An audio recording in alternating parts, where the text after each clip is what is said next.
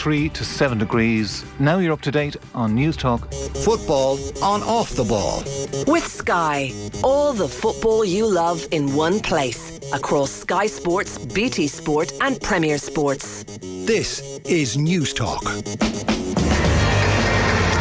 Now you're welcome along Off the Ball, coming at you from the Aviva Stadium, where the scene is set and the atmosphere is building. Republic of Ireland against France is at last upon us. We've been talking about this game for a long time. It's finally here. Ireland's Euro 2024 campaign begins. We will have live commentary from Stephen Doyle and Stuey Byrne on the way. We'll chat to Dan McDonald pre-match. Do get in touch, 53106, the text number. We are at Off the Ball on Twitter. We are with you through until 10 o'clock.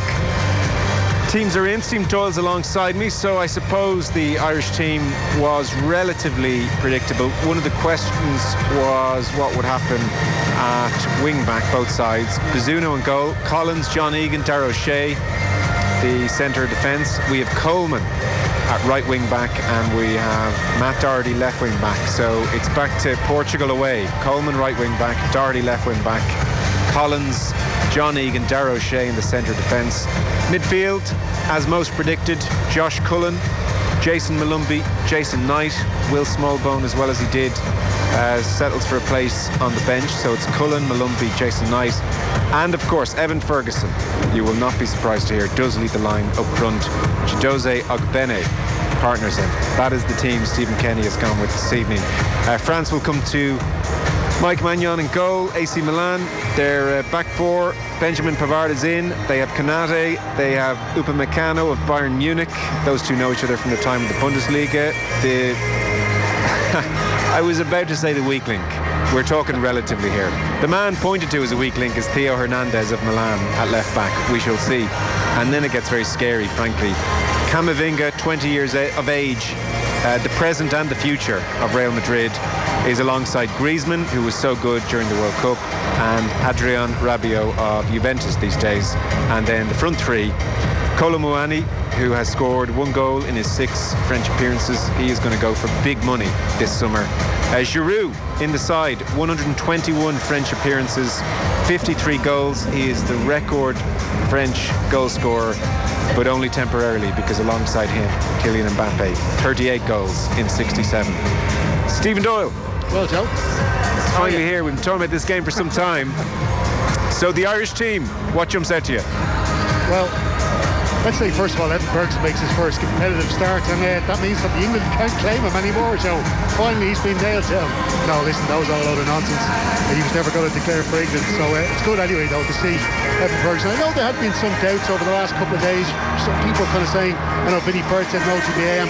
Some of the things Stephen Kenny was saying in the build-up, or I should say in the post-match after the Latvia game, I was kind of thinking maybe he's not going to start in this match. So it is good to see him starting. I think Kenny may have some reservations about the pressure on his shoulders, but as we all know, and look, a lot of people have said this over the last week, he thrives under pressure. He loves it, and you can see that he excels in pressure situations. He's done it with Brighton.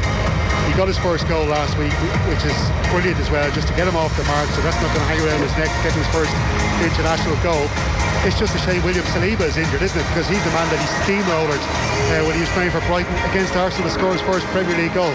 However, it's good to see him there. Ogbene playing alongside him. I wonder as well, Joe, we see Ogbene dropping back a bit into a kind of a box midfield, as has been talked about, with Malumbi and Cullen as the defensive midfielders, and the sweeper uppers, and Jason Knight and Ogbene kind of like 2 number 10s in behind Evan Ferguson. I think Ogbene's pace is going to be important as well. Michael Obafemi, I thought he did really well against Latvia, but that was a friendly match. The pressure wasn't on him, and he shows perhaps that he can offer something off the bench. But I think Ogbene has got the pace, which is going to be important as well, I think, defensively, Joe, because as we know, when France are defending set pieces, so when Ireland are attacking in their set pieces, and if that ball breaks loose, you better believe France are going to go on the attack, and I think we're going to need players with pace that are going to be able to track back and to try and defend those situations. So Ogbene gives you that. Matt Doherty coming in on the left, it could have been James McLean. I think you've got to go with Matt Doherty. He's played Welcome to the Aviva Stadium for tonight's UEFA Euro 2024 between the Republic of Ireland and France. But then on the other side, you've got Seamus Coleman. Number 16, Mike Maignan. Got the pace to play Number against 2, Benjamin Pavard. I think that means it's going to be a lot of work for Nathan Collins tonight. Nathan Collins is going to have to be switched on because there will be times when Kylian Mbappe goes to the right that he's got pace to burn Seamus Coleman. We know that. So Collins is going to be able to run.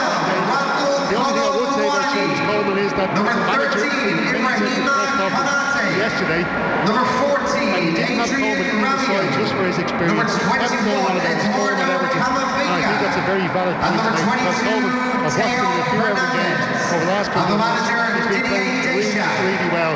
And he's been showing that experience that makes him such a good defender. Maybe if he doesn't have the pace to match Kylian Mbappe, that he will be in the right position to take him on.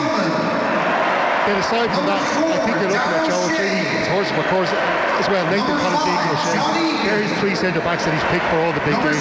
That's his left back three. Gavin Bazunu, he's number one at this stage. I think that's really a strong Ireland team as you can pick. My big, I wouldn't say big, but my slight disappointment is that Jules Koundé isn't playing because in comes Benjamin Pavard, who is a national right back. That's his position. That's where he plays. But Jules Koundé is not a natural right back. He's a centre half playing on the right hand side. And I think that could have given Ireland some sort of weak link in that French team. Whereas if you were to maybe spring Mikey Johnson off the bench, we saw what he did against Latvia, that perhaps Mikey Johnson might have been able to make some hay there on that side. But look, that France team is just so strong. And I suppose putting Giroud in up front, you know, he's an old player now at this stage as well.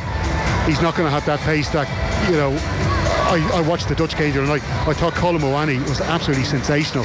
He didn't score on the night, but he put in a brilliant performance. I think that went under the radar a bit because Mbappe was so good. Kingsley had come on as well. But yeah, what can you say about the French team, Joe? They're just it's a team full of superstars. Interestingly as well, though, as I was going through my preparation today, there's only one Premier League player in that French starting team, which says a lot, I suppose, about just the spread of those players and where they're playing and how they've all kind of grown into full internationals and really excellent players.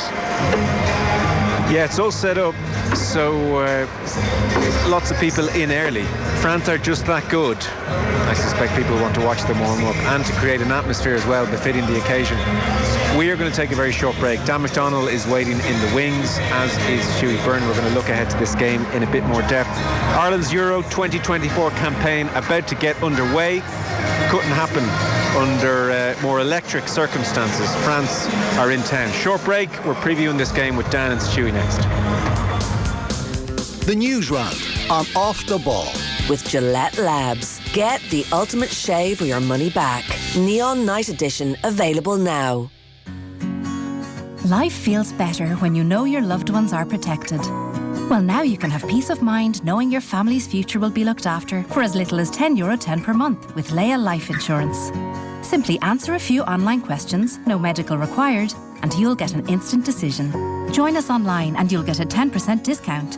Visit leialife.ie now. Insurance provided by iptiQ Life SA. Leia Healthcare Limited, trading as Leia Life and Leia Healthcare, is regulated by the Central Bank of Ireland. 100% electric, driven by an impulse, a need to move differently. Cupra is leading the charge to a new way of driving.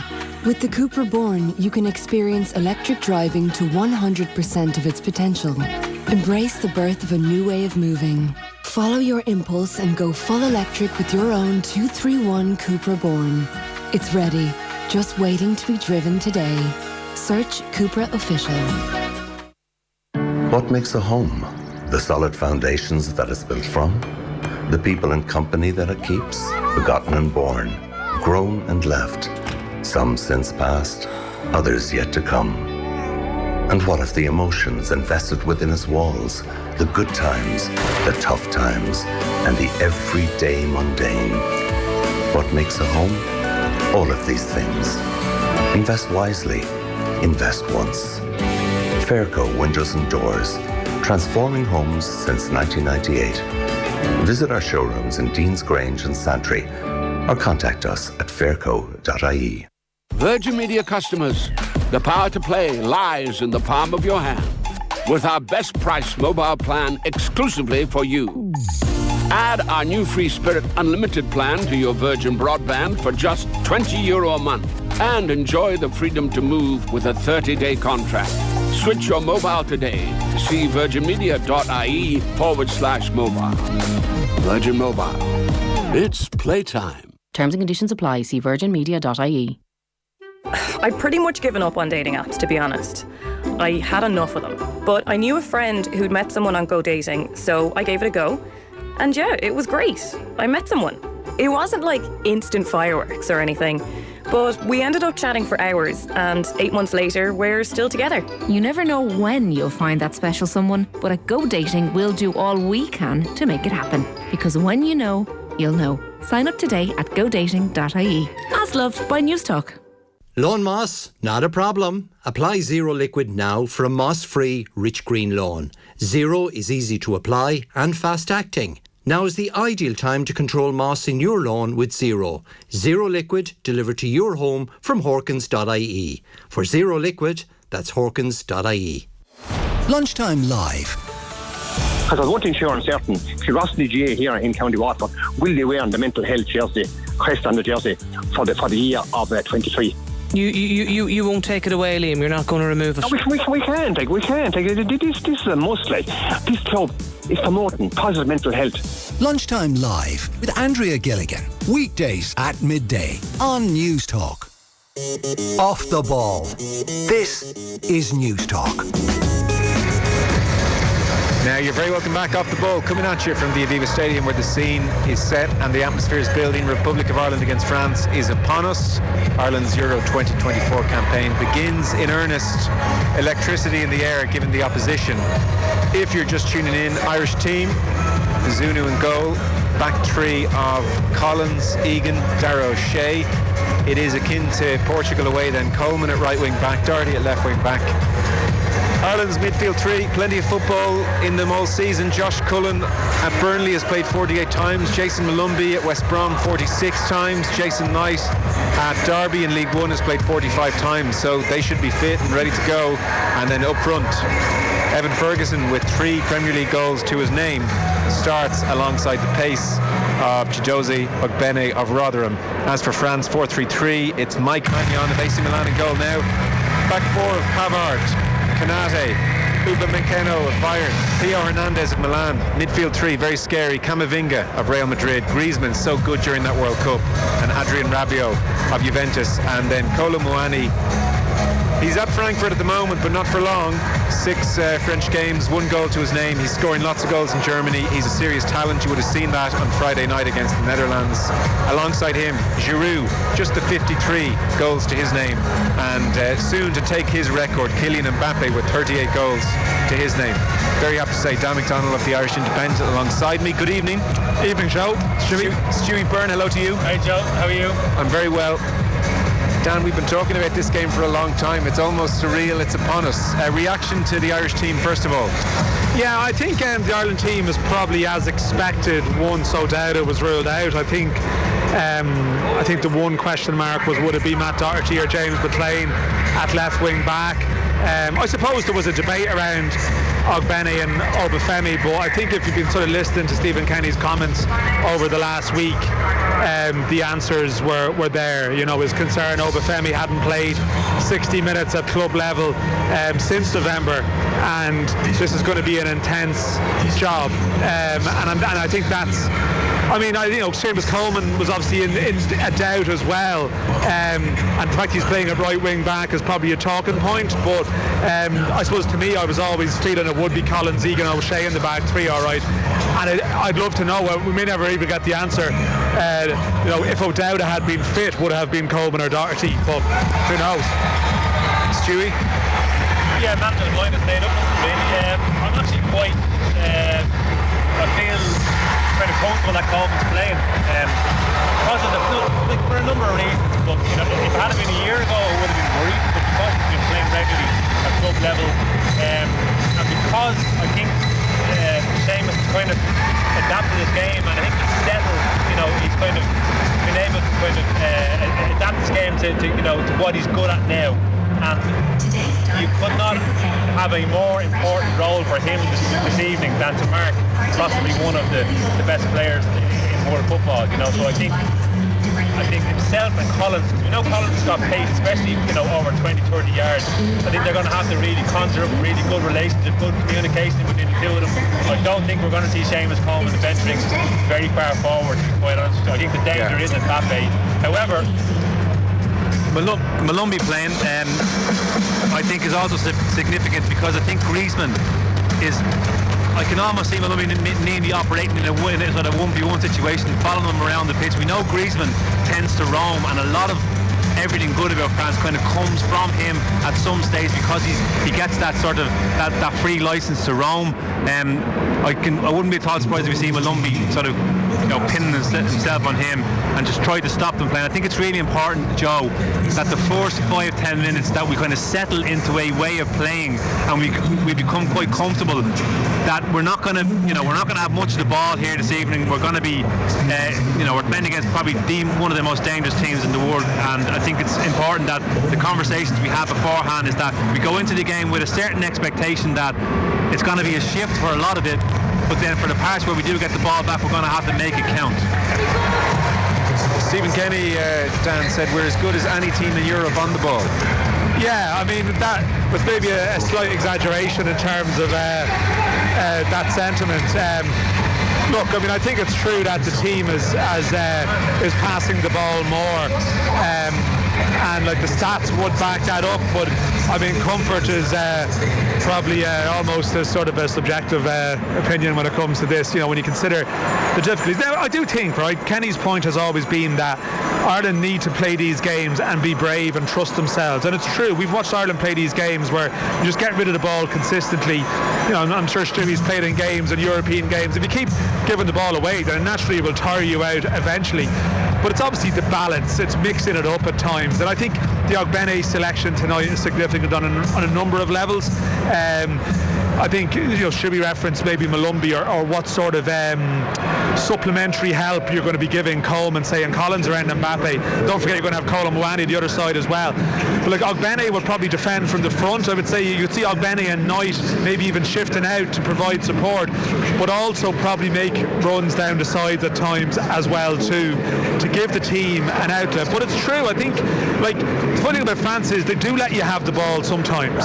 Like, that's the thing about France. They do allow teams to do it. So you have to have the commitment to try and like pass the ball at times. It's just about decision making. And so often with Ireland, it's not so much philosophy, it's bad decision making. And maybe that's born from thinking this is the instruction that we need to pass. But I think at times against the better teams, I think Ireland have varied it pretty well. It's sometimes in the lesser games where it's been more pronounced, more laboured, more passive. Yes. Like if you think of Friday night against the Netherlands, the Griezmann goal, that comes from the Netherlands giving the ball away not once but twice. And you get a flashback to Matt Doherty's pass inside the other night, and the goal comes from him giving the ball away. Ireland have just had to be very, very careful in possession. They have to respect the ball and not give the ball away, as Dan says, frivolously. But they have to be very careful at the same time. Just as you said, the Griezmann goal came from Griezmann winning the tackle in midfield, and because that's what he just does, the little things that you don't. Well, maybe some people do notice, but he has the end product as well, like, and I just. Maybe I'm a little bit tunnel vision sometimes, being a midfielder, you tend to fixate on that position. I just think he makes them tick. Now, we all know they have absolute outstanding talent throughout the team, and to be quite honest with you, there's no point in even them getting bogged down on talking about individual players in the French. They're just all ridiculously talented. I'll keep coming back to the point, Joe, that we have to go into the game with a game plan. We have to accept what our strengths are at times in the game. I think that makes a very good point, that when we do get the ball back, we have to be very efficient. We have to be quite calm in how we keep possession. And I think we will do that at times. No doubt we will do that. But the key thing is we have to grow into the game.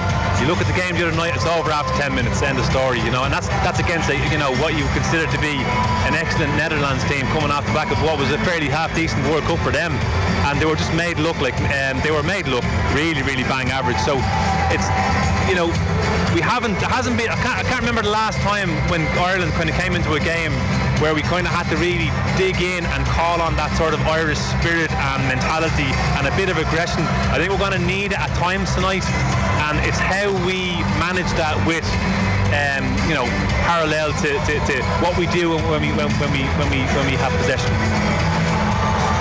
And we have to be fair to Ireland. They're up against it tonight.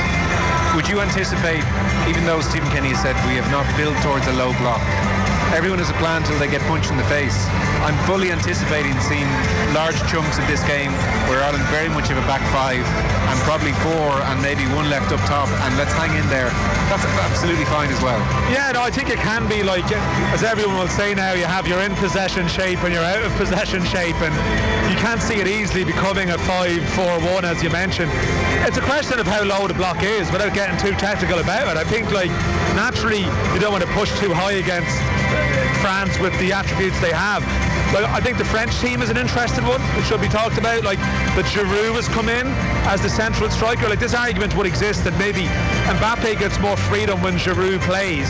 Mbappe can run off him, and Giroud is obviously a good all-round player, but will he be occupying Egan, who's actually a big player probably in terms of calling the Irish line, I'd say, and that's obviously how high Ireland play as a back three. You'd imagine the man in the middle will have a big say in that, and I think there's a few tactical equations that they're playing Kolo Muane and Mbappe either side of Giroud as opposed to Coleman, who's super quick. Camavinga's into the middle and instead of Tchouameni, just little changes, and I suppose Ireland, if you sit too low, naturally you invite problems and you find it harder to get out, but clearly the higher up you go, the more you're potentially exposed by a team who can pop it past you very quickly. So it's a collective communication and discipline thing that springs to. I don't think it's trivial. You played for Shells against Deportivo back in the day, and I'd imagine it was a really tight game, and it's all about spaces between you and being very disciplined and you're not letting big gaps open up. I totally take that, but I think it's very much a case of constant communication, constant playing the game, on the turn, looking over your shoulder, constantly assessing where the gaps are, because you're basically playing against a team that can tear you apart. As we all seen, if you did see the game on Friday, you would certainly that would have been your takeaway.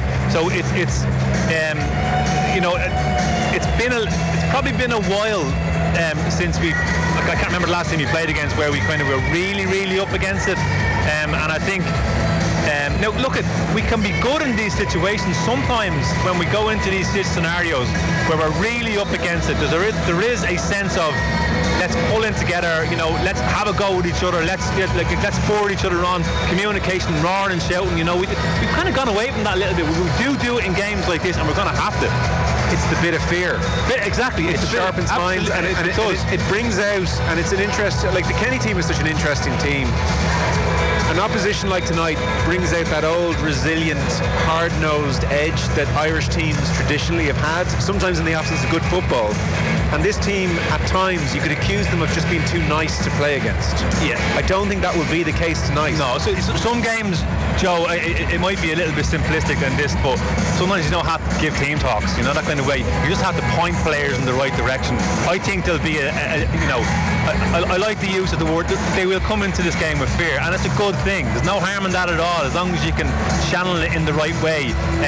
But I can't get away from the fact that my worry, if I was to have one worry, is that we over the last couple of years, let's say, we haven't been, I don't think, as aggressive with each other as I would have liked to have seen, aggressive in a proactive way, and organisation, communication, passing players on, that kind of constant sort of kind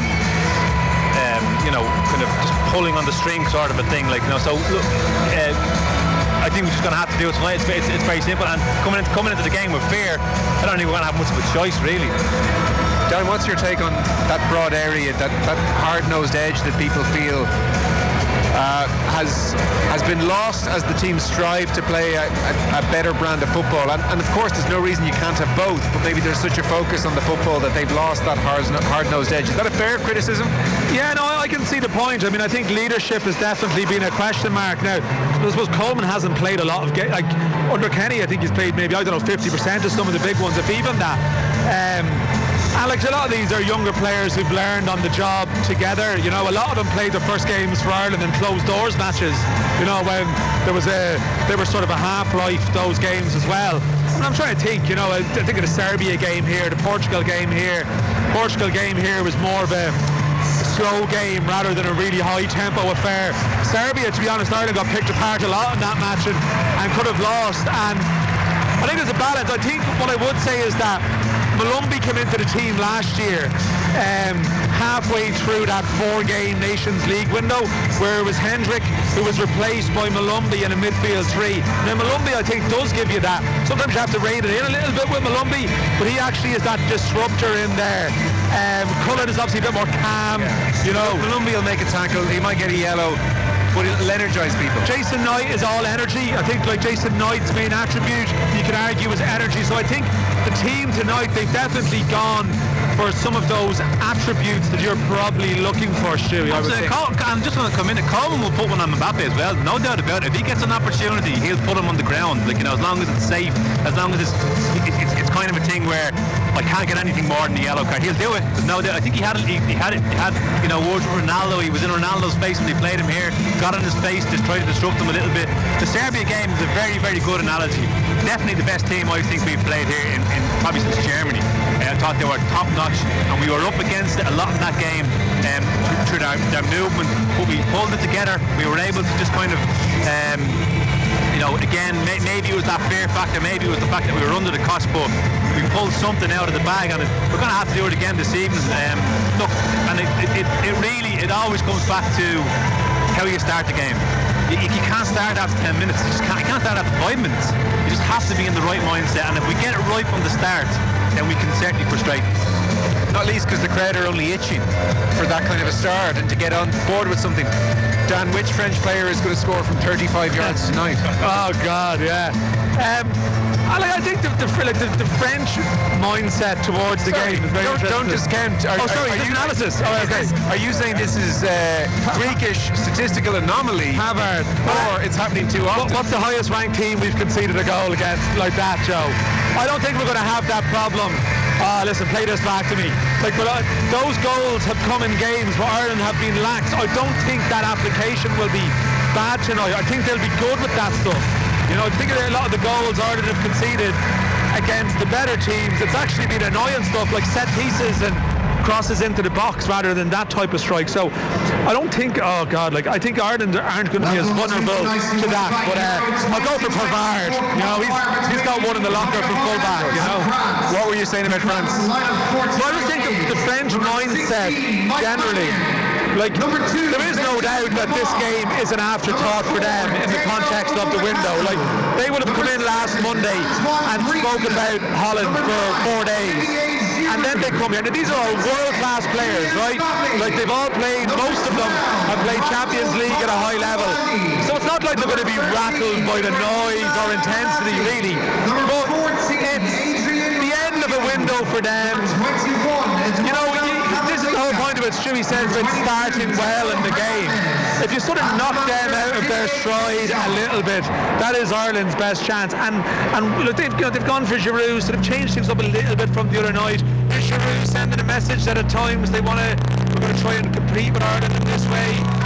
They're obviously rotating a bit. Even Camavinga, who's like a top-class midfielder, it's not a weakness, but one or two little changes, and you kind of hope that France just start slowly and that they just sort of aren't expecting this. It's also quite a tight schedule for them. They played Friday night, would have travelled on Saturday, one proper rest day, and here they are Monday, so that's an aspect here as well. Yeah. Number 4, Darren Shea. How optimistic are you with all that said? Number 5, look, I'm always you get closer to the game and you believe. I can't see Ireland getting a result. I desperately want to believe it. I think we're probably looking at an honourable defeat. I feel like we'll get a performance from Ireland. It's just very hard to believe across the 90 minutes they can sustain it.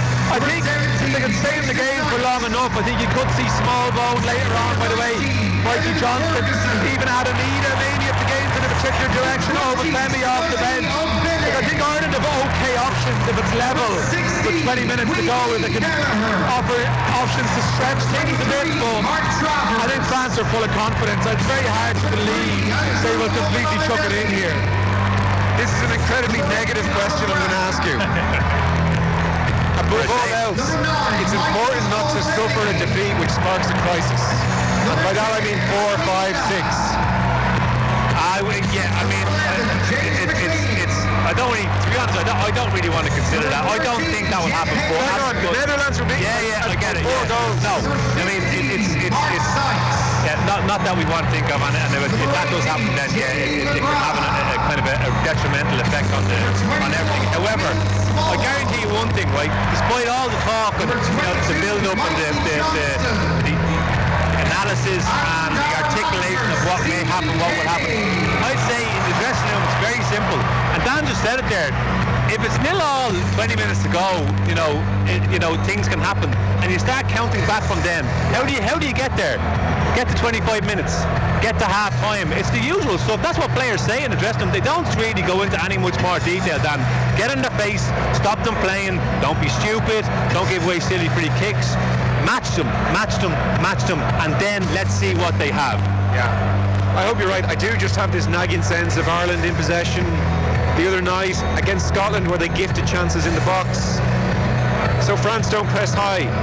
Zuna gives the ball out to our back three. He feeds it into Josh Cullen. I don't like that picture. I just have my worries. They feel vulnerable there, and that's what this team are going to do because they've been asked to do that. But I don't know, Dan. That is a worry, no? Yeah, and it probably will happen a couple of times in the game. But I don't know. Every great Irish win in our history is littered with big misses from the opposition at crucial times. Germany here was amazing, but there was fortune. Holland in 0-1. Everyone was on about the Overmars tackle. They missed numerous sitters in the opening 20 minutes. Sorry, Dan. Let's just take this in. The international anthem of sport is playing.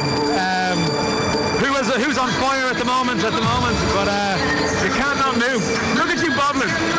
Joe Malloy is actually dancing. We can officially say Joe is now dancing. He is doing that at the moment. But look, it's going to happen. You're going to have to live on the edge, but that always happens. He's off. I could paint it a good picture, but you have to live on the edge. And what's the alternative? You stop playing that pass to Josh Cullen? You're in trouble then. You have to play. Although we do have Evan Ferguson, who can be a target man and get runners in behind him now. I was glancing free from desire minus it's your play. Are you waiting for nana? Oh yeah. I have to go to an ad break, but we're not going for 30 seconds. You can't go. You ready for it, Joe? I'm ready. Dan, let's go. Let's enjoy it. All right, before we lose our minds, give me a prediction, Dan McDonald. 2-1 France. Stuey Byrne. I was going to say 2-1 France. Yeah, I'll take it. Very good. We are ready to go. Dan McDonald of the Irish Independent is heading up to his seat. Enjoy. Thank you very much. Our football show coverage is brought to you by Sky. All the football you love in one place across Sky Sports, BT Sport and Premier Sports. The scene is most certainly set now. Kick-off is next. Off the Ball on News Talk. Guaranteed Irish business members continue to sustain jobs and communities across Ireland. And your local Home Value hardware and DIY store is no exception. Visit Home Value today for great discounts in our spring sale on our garden power tools, outdoor paint and garden furniture. We have it all here at Home Value. We can help your project come together and our experts are always on hand to help. With over 90 stores nationwide, we're just around the corner. Choose 100% Irish, 100% local. Look out for the G in store and online at homevalue.ie. Guaranteed Irish. Altogether better.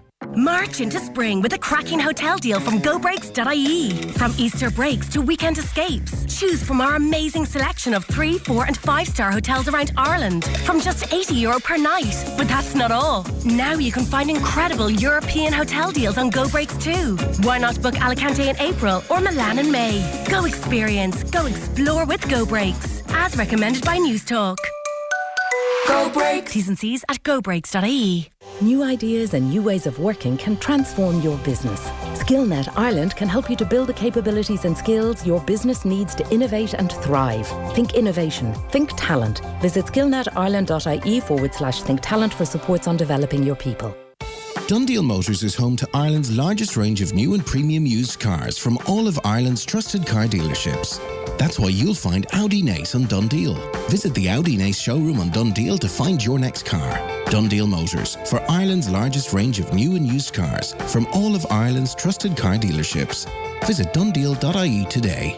What's a giggly bit? Air Gigabit Fibre broadband is our best ever broadband. Way better than cable. It's your own line straight to your home, so no more sharing with the neighbours. Mrs. Murphy was on my internet. What is she saying? Sign up today and get 1 month free. Plus, Virgin Media customers save up to €300 by switching to Air. Call 1-800-500-300-GO in store or visit air.ie.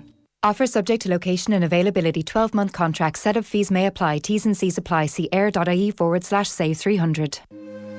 Innova Insurance is now Gallagher. Gallagher is Ireland's new name in insurance and financial planning. We are proud to become part of a global brand with an Irish family heritage. If your car, van or house insurance is due for renewal, call Gallagher for a quote today on 0818 222 400. Arthur J. Gallagher, Insurance Brokers Ireland Limited, trading as Gallagher and Polsky Quote, is regulated by the Central Bank of Ireland. War in Ukraine, disaster in Turkey and Syria, and in East Africa, someone is dying from hunger every 48 seconds. The headlines might stop, but gold doesn't. By making a donation at gold.ie, you'll be helping those on the brink of survival around the world, because that's what goalies do. Thank you. Off the ball. This is News Talk. Oh, you're welcome back. This is as good and electric an atmosphere at the Aviva Stadium as I can remember in some time. President Michael D. Higgins is here. The presidential salute is on. There's not an empty seat in the house.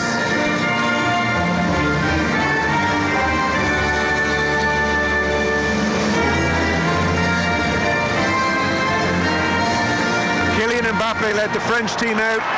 Seamus Coleman led the Irish team out.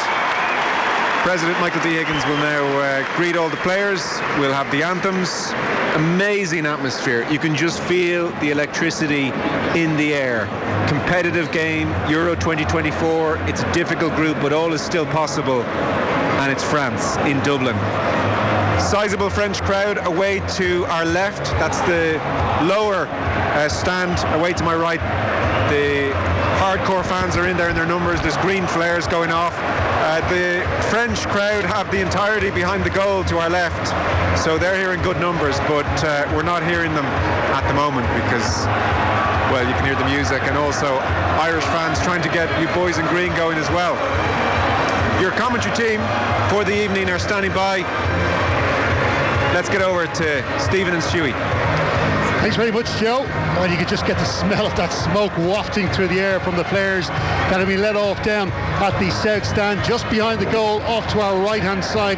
I'm sure if Ireland win the toss, they'll be looking to play away from that stand in the first half. They like to play into it in the second half. Bit of a cop effect like at Anfield at Liverpool. But as Joe was saying, wow, what an atmosphere we've had here. There was a massive chant of ole ole from the crowd. Totally, it wasn't even kicked off by the music or anything, just a real just an amazing chant from all the crowd around the stadium here, which really is packed out. There was 41,000 here against Latvia on Thursday night. We've got a sold-out stadium here. What would you expect for a game against a team like France? Stuey Byrne, as Joe said, alongside me here. Stewie, just let's talk about that atmosphere first. I'm kind of getting the hair standing up the back of my neck. Yeah, it's absolutely incredible, to be quite honest. No, it's not. The atmosphere is always good here, Steve-O, but like, this is something special, and you can certainly get that sense. Even when you're walking up to the ground earlier on, you know, there was a lot more people around than you would normally expect it, and there's no doubt about it that the players would get the sense of that. Absolutely no doubt about it at all. Let's hope that this, you know, they can react positively to this. Just looking at them lining up here, shaking their hands with Michael D. Higgins. Nathan Collins is smiling, he looks relaxed. The team look relaxed, there's no doubt about it. So it's just a case that they're going to need the crowd, Steve. There's no doubt. I mean, it's just as simple as that. They're going to need everything they can get tonight, and they're going to need the crowd. They're going to try and put the French off, try and get behind their back, which we know they will. Let's talk. Tell me from your own experience, Stewie. Look, you were involved in a very famous night for Shelbourne in a big European game against a team that you had no chance of playing or winning against. What was your attitude going into that game? How do you kind of think, how can we beat these? Let's just get the anthem first.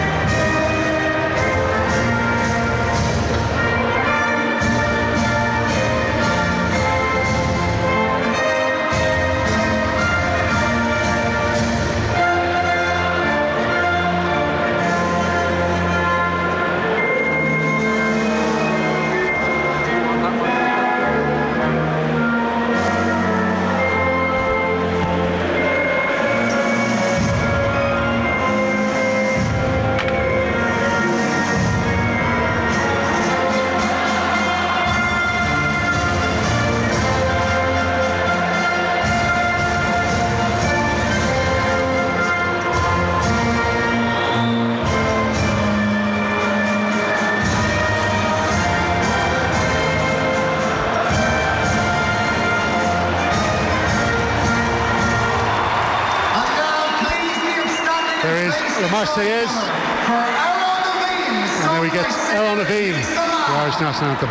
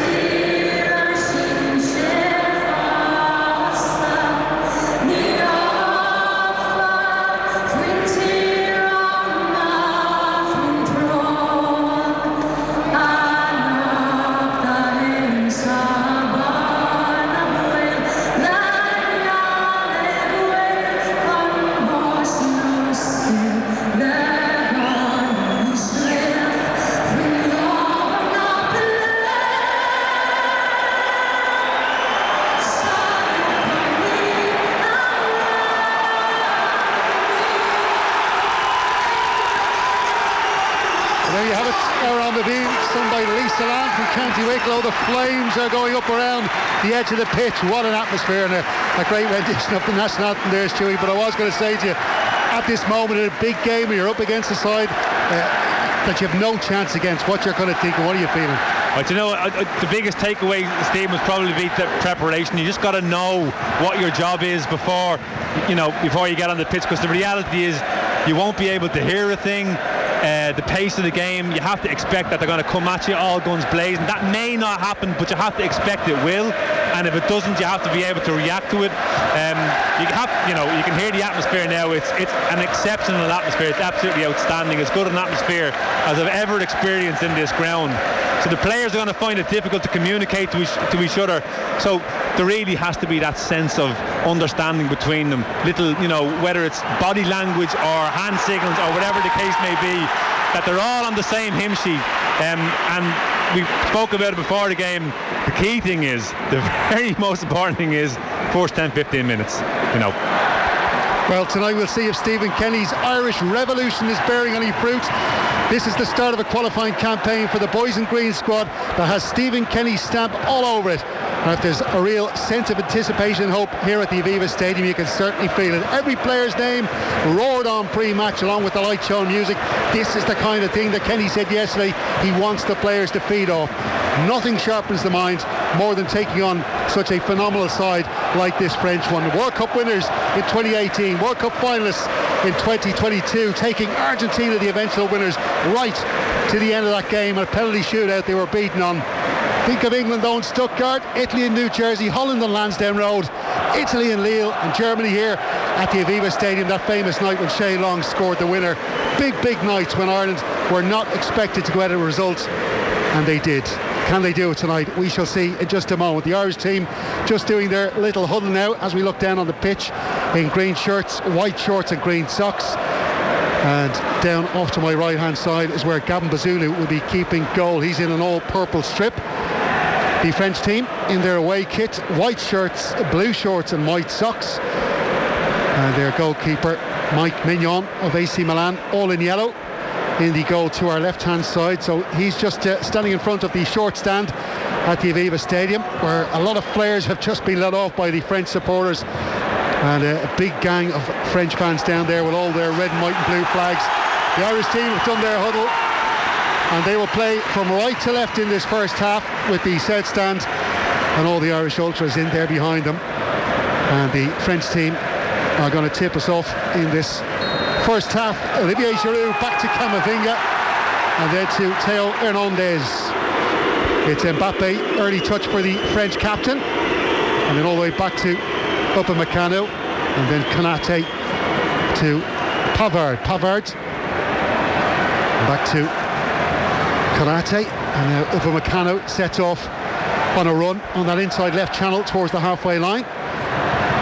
Touch there from Mbappe again, back to the centre back, and then to Hernandez. A big waft of smoke drifting across the pitch here on Lansdowne Road from those flares from the French supporters, making for a really good atmosphere. What a night it is. It's really perfect conditions for what is a massive European Championship 2024 qualifier. Pitch looks fantastic out there, despite the good beating it would have got across the Six Nations Championship. Here is Griezmann on the ball, back to Pavard, and then it's to Upamecano. He plays out to the left-hand side. It's Mbappe, faced down here by Chiedozie Ogbene, and Ogbene gets in front of him, almost gets the ball off him, but does win a free kick, and that has got all the Irish fans up on their feet, cheering around the Aviva Stadium. A really good intervention there by Chiedozie Ogbene. Well, do you know what, Steve? I actually thought he might have been done for obstruction here, but they're the kind of things that can start to frustrate players.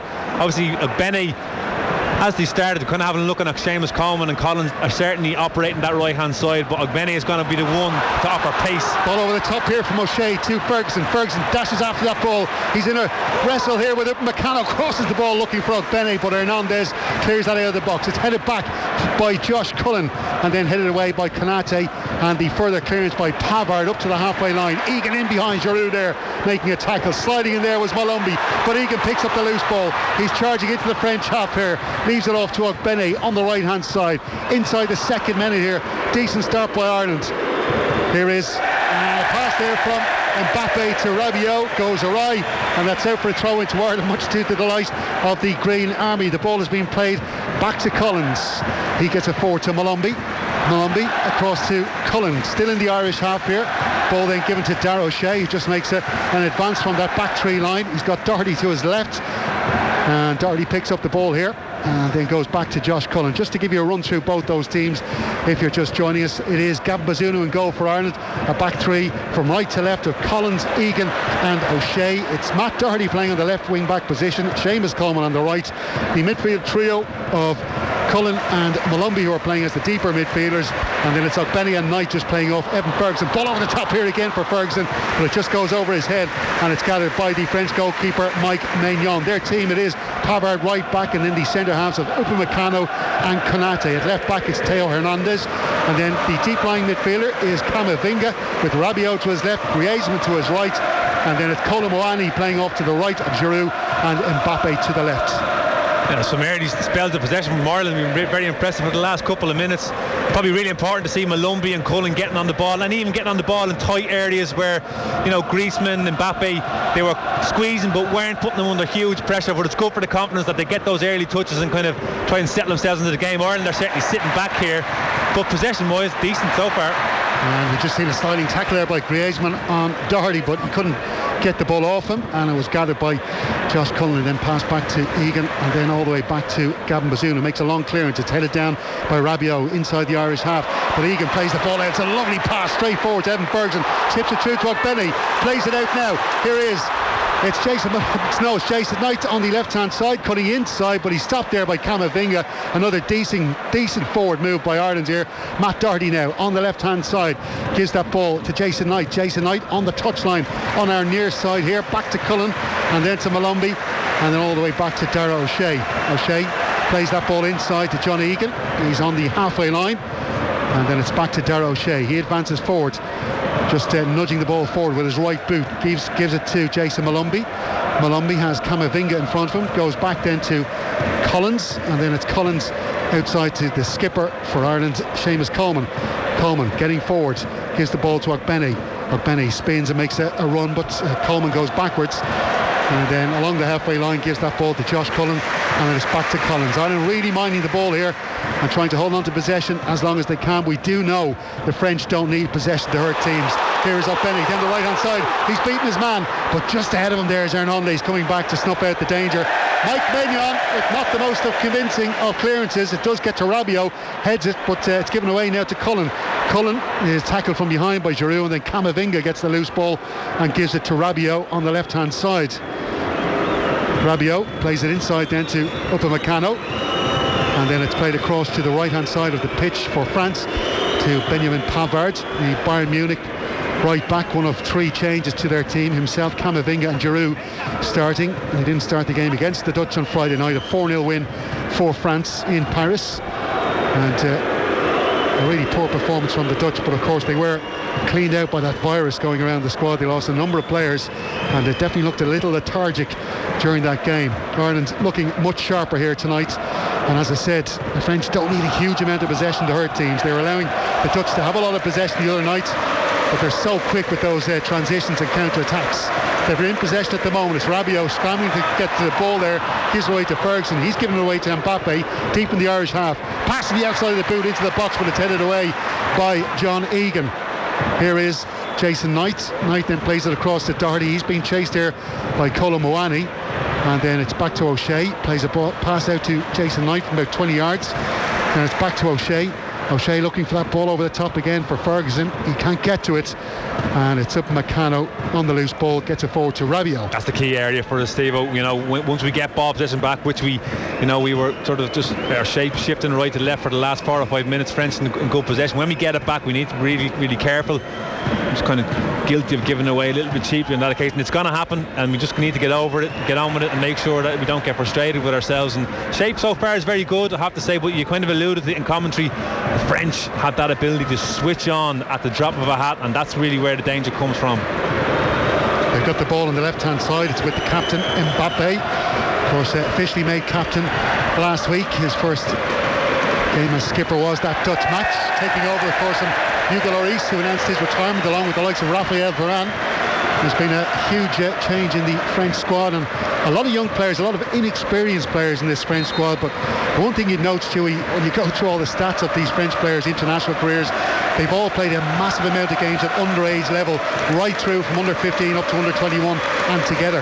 Yeah, it's one thing. It's probably, it's something that the Irish setup will be certainly a lot envious of, and that's the underage setup. The way these, especially France, Germany, all these big countries have a wonderful system of bringing kids through from very young age and getting them into that sort of international setup, how to conduct yourself as a player. And the development process is, it's top notch really, isn't it?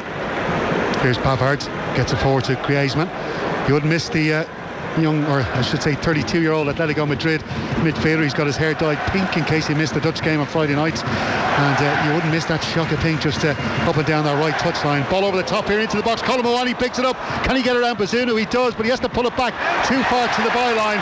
Giroud got in there, but eventually Collins swept out the danger, and that was a real moment of danger for Ireland. It was a clever little ball into the area, and France will try and recycle this attack once again. It's Pavard though. He has to go back to his defender Konate, wearing number 13 tonight, and now it's with Pavard back inside to Upamecano. I'll tell you what, Steve, we've gotten away with one there. I think Colm Moani switched off absolutely. The diagonal run gets in behind. It's a wonderful delivery. He's got 1v1 with Bazunu, and I just think he just takes his concentration just went. He went around him all right, but his touch was loose and he got away with it. Seamus Coleman down the right hand side. He's played a long high ball up towards Ogbene, but it just goes out of play at the wrong moment. And as Stewie said, Ireland really getting away with one there. Colm Moani was absolutely excellent against the Netherlands on Friday night.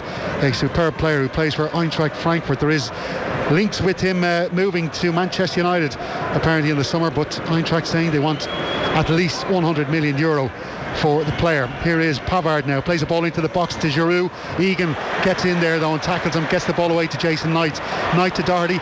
makes the run up the field then. Knight collects the pass, but Kanate read that really well. He slides out and puts that ball out of play. It's an Irish throw-in on this near side. Having a look at that chance earlier on, the run for Colin Moyano is absolutely inch perfect, and the delivery from Rabiot, but it's just a second touch. His first touch is wonderful, takes it around Bazunu, and I don't know, for some reason he just failed to kind of let go with the left foot, takes another touch, and luckily we're able to get numbers back, but that came out of absolutely nothing, Steve-O, and it's just that the ability that this French team have.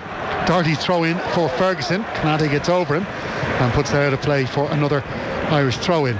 Big night for Evan Ferguson, of course, making his first competitive start for the Republic of Ireland, his first competitive appearance as such, his fourth cap, 3 other caps in friendlies. His first start was against Latvia last Wednesday night, of course, scoring his first international goal. Here's Moani now, Colin Moani up the right hand side, but he gets fouled just on the halfway line, and it was Josh Cullen with the tackle, and he's just going to get a talking to from the referee, and it will be a free kick to France. We're just past the 10-minute mark here at the Aviva Stadium. It's the Republic of Ireland 0, France 0. He was away, wasn't he, Colin Moani? I think it was one of them from Josh Cullen. He was definitely late. He's probably lucky not to be booked, but there's an indication, that's a sign from this. Maybe the referee might let one or two things go. He was clever, Cullen, in what he did. He knew he had to take him down. He wasn't overly aggressive. Just make sure you've got enough on Moani to bring him down. Here's Hernandez inside to Mbappe, does a turn to get past Malumbi, and then his ball through to Hernandez is a poor one, and it goes out of play just beside the corner flag. Will be a throw in to Ireland. There's been a couple of poor passes from Mbappe early on. Yeah, I think the French just trying to get their shape right a little bit. He's drifting in and out. He kind of, it felt against the Netherlands, he kind of he started from that wide left position an awful lot. He's drifted in and out on this occasion. He's ended up in centre forward, and a couple of occasions he's hit passing's been a little bit loose, but you'd probably argue that Rabiot was a little bit scrappy on that occasion. And the throw in has ended up with Griezmann forward to Giroud back to Rabiot to the left to Mbappe. Mbappe puts the cross in towards the near post, and it's headed up in the air by John Egan as Giroud was about to make contact with that ball. Ireland cleared out through Matt Doherty, and the ball comes out to Pavard. Pavard is deep in the Irish half here, plays it back to Upamecano in the centre circle, and the Bayern Munich defender sweeps that out left to Hernandez out to Mbappe cutting in off the left wing, plays a pass to Camavinga, short one, and then that's out to Hernandez, puts the cross in towards the back post where Griezmann is waiting for it. He puts in a volleyed cross. It's a very good kick from the French attacker, but it's cleared away by Dara O'Shea, and it goes out for a throw in to France, much closer to the halfway line. Here is Camavinga now receiving the ball from Pavard. It's Upamecano receiving from Kanate on the halfway line, and he gives that ball to the Real Madrid man Camavinga. It's outside now to Pavard, and Pavard just being shadowed closely there by Jason Knight. Across to Upamecano. He advances forward towards the Irish box, has to stop. It's Malumbi blocking his path. You can see Ireland just dropping into that 5-4-1 shape with Evan Ferguson, the only man away from the box. Here's Colin Moani attacking the right hand side, puts the cross in, and it's headed away a full stretch by Malumbi. Hernandez picks it up outside the box, heads it down to Griezmann, and Griezmann across to Upamecano, and he sends it forward to Rabiot on the left hand side. Cross from Rabiot, cleared away by Egan. Camavinga goes to head it, but it looks like he was fouling Ferguson. Referee says no, play on. Griezmann has the ball now, plays out to the right hand side to Pavard. He's going to have to dash after this, can't get there, and he kicks it high up into the south stand behind the goal, much to the delight of the Irish supporters. Yeah, we certainly need that, Breda, don't we? I mean, another indication that the referee might let one or things go. Probably it was a foul on Ferguson by Camavinga for me, probably leaning all over the back of him, but the referee's probably, he's going to let a few things move. Certainly Ireland backs to the wall at the moment. You'd have to say last 4 or 5 minutes the French in possession, not moving the ball hugely quick, but they certainly look like their time was a little bit, but it really does come down to the fact that they have that ability to kind of switch from medium pace to lightning pace, to be quite honest, in such a short period of time. Yes, the referee I should have mentioned is from Portugal. It's Arthur Soares Dias, very accomplished referee who's got a lot of experience refereeing in the Champions League as well as his home nation in Portugal. And there's been a foul here in the middle of the pitch on Olivier Giroud, the former Arsenal man, just picking himself up, and it's going to be a free kick to France. It's a good 40 yards from goal, just off to Gavin Bazunu's right as he looks out. Griezmann takes it quickly, short one to Rabiot. Rabiot to Mbappe on the left hand side. Seamus Coleman standing in front of him, puts a cross in, and that's gathered easily by Gavin Bazunu. And while it might have been an easy catch for him, just getting his hands on the ball like that early in the game will do his confidence the world of good. Yeah, and a lot also settle us down as well. I have to say it's been probably a difficult 3 or 4 minutes in terms of, you know, just the fact that we've been under a little bit of cost. You can see the French moving the ball. The one thing we're not doing at the moment is probably not getting that little bit closer to maybe what we should be doing. You have to give them respect. Look at the work rate from them as well. They're very keen to win the ball back up high. They have a real discipline about them. Well, throw-in has been awarded to France, much to the anger of Darragh O'Shea. Felt it should have been a green man ball. France on the halfway line. It's up to Meccano, outside to Hernandez, plays it inside to Mbappe. It's touched back quickly to the AC Milan full-back, and then back to Mbappe. He's been chased here by Seamus Coleman, looking tigerish, looking tenacious. Can't get the ball off him, but he forced him back, and it's with Upamecano once again, and then it's played forward to Rabiot, and again it's a poor pass from the French.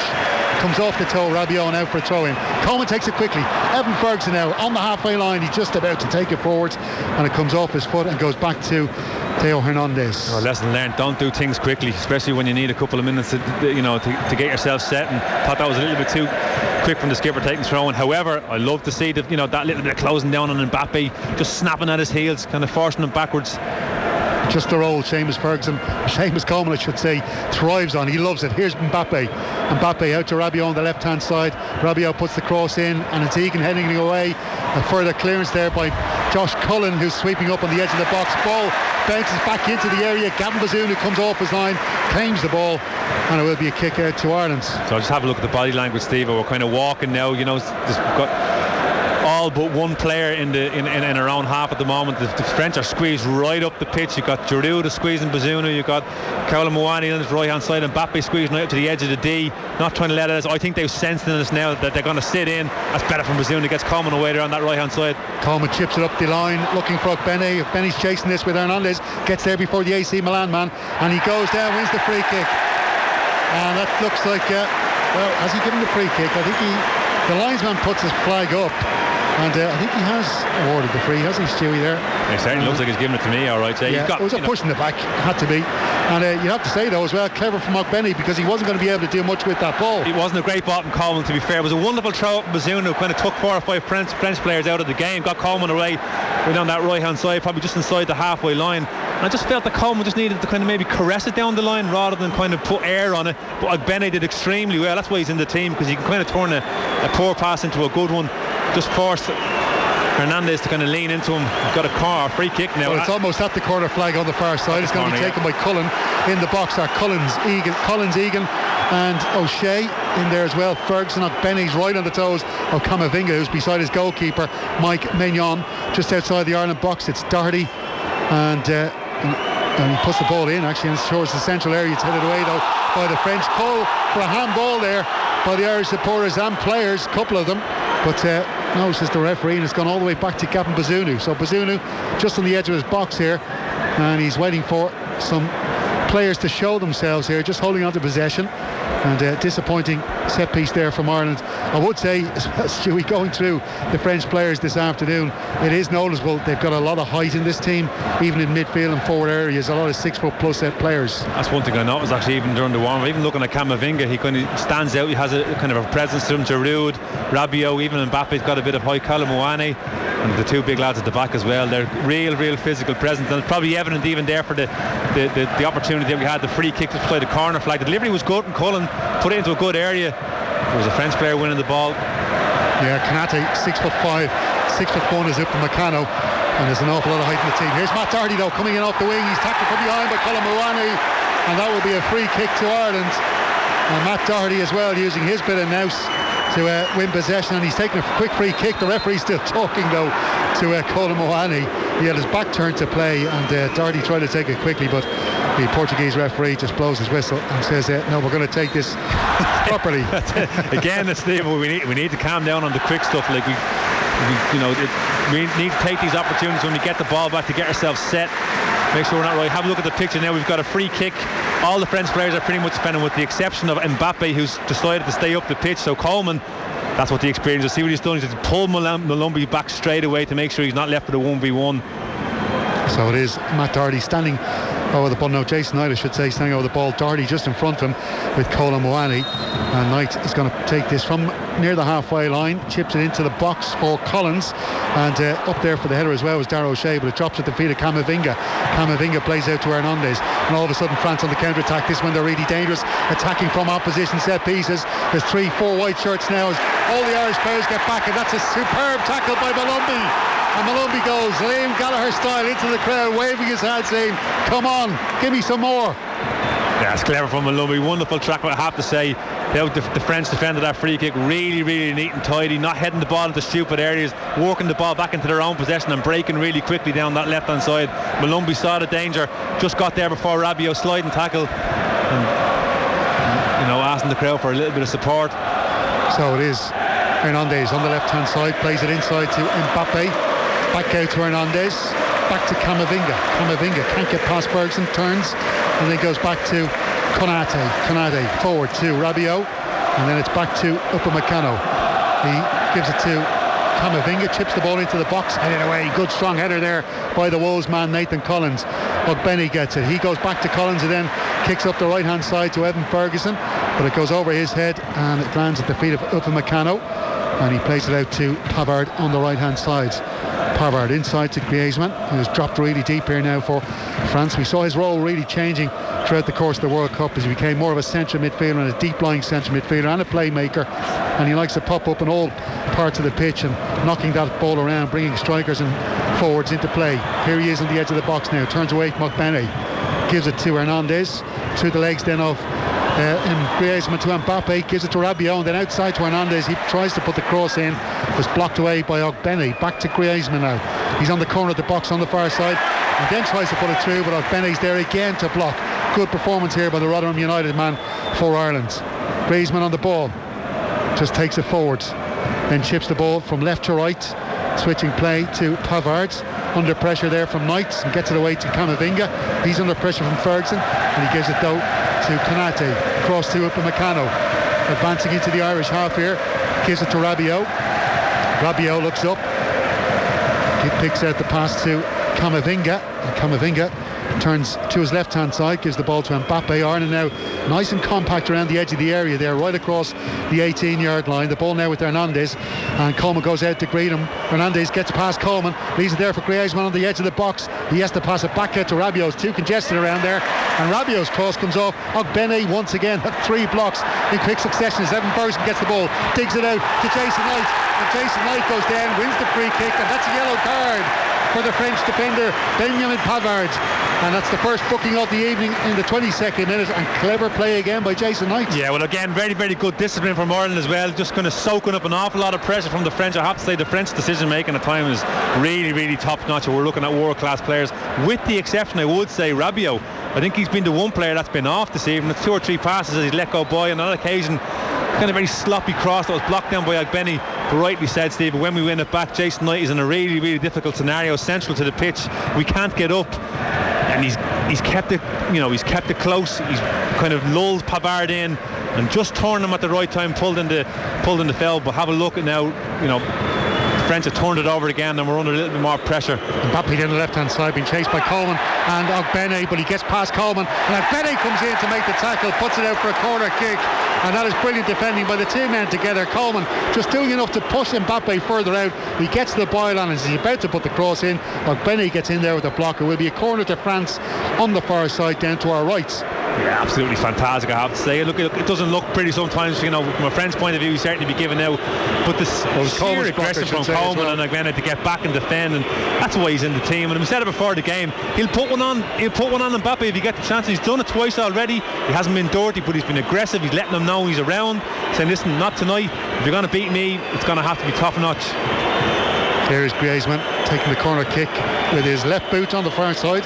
This will be an outswinger from the French midfielder as he kicks that ball towards the near post, and it's headed down by Giroud, and there's a deflection. The ball bouncing all over the place, but Captain Bazunu comes off his line and comes out, dives on the ball and gathers it. That was a really dangerous one. It was like a pinball machine, the ball bouncing around the Irish box. The difficulty here is come off Coleman. He's going to stand on his own. He doesn't know what about it, doesn't know where it's going to go. Luckily for us, it just fell to an Irish player. A little bit of head ping pong, but we get away with it. So the Irish supporters just behind Bazunu's goal, breathing a huge sigh of relief. Ogbene tries to get away from Hernandez here, and it looked like he was pulled back by the AC Milan defender, but in fact the referee says that Ogbene was pulling Hernandez's shirt, and it will be a free kick to France. I thought I might have seen it the other way. See, the crowd weren't happy with it. Both of them are certainly pulling at each other, but I think it was 50-50. It is 25 minutes on the clock. It is Ireland 0, France 0. Stephen Doyle here alongside Stuey Byrne for this Euro 2024 qualifier, the opening one of Ireland's group here at the Aviva Stadium on Lansdowne Road. Just a chance now maybe to take it even a little bit of a breather. I have to say it's been fairly impressive just to watch France in the flesh, to see how they move.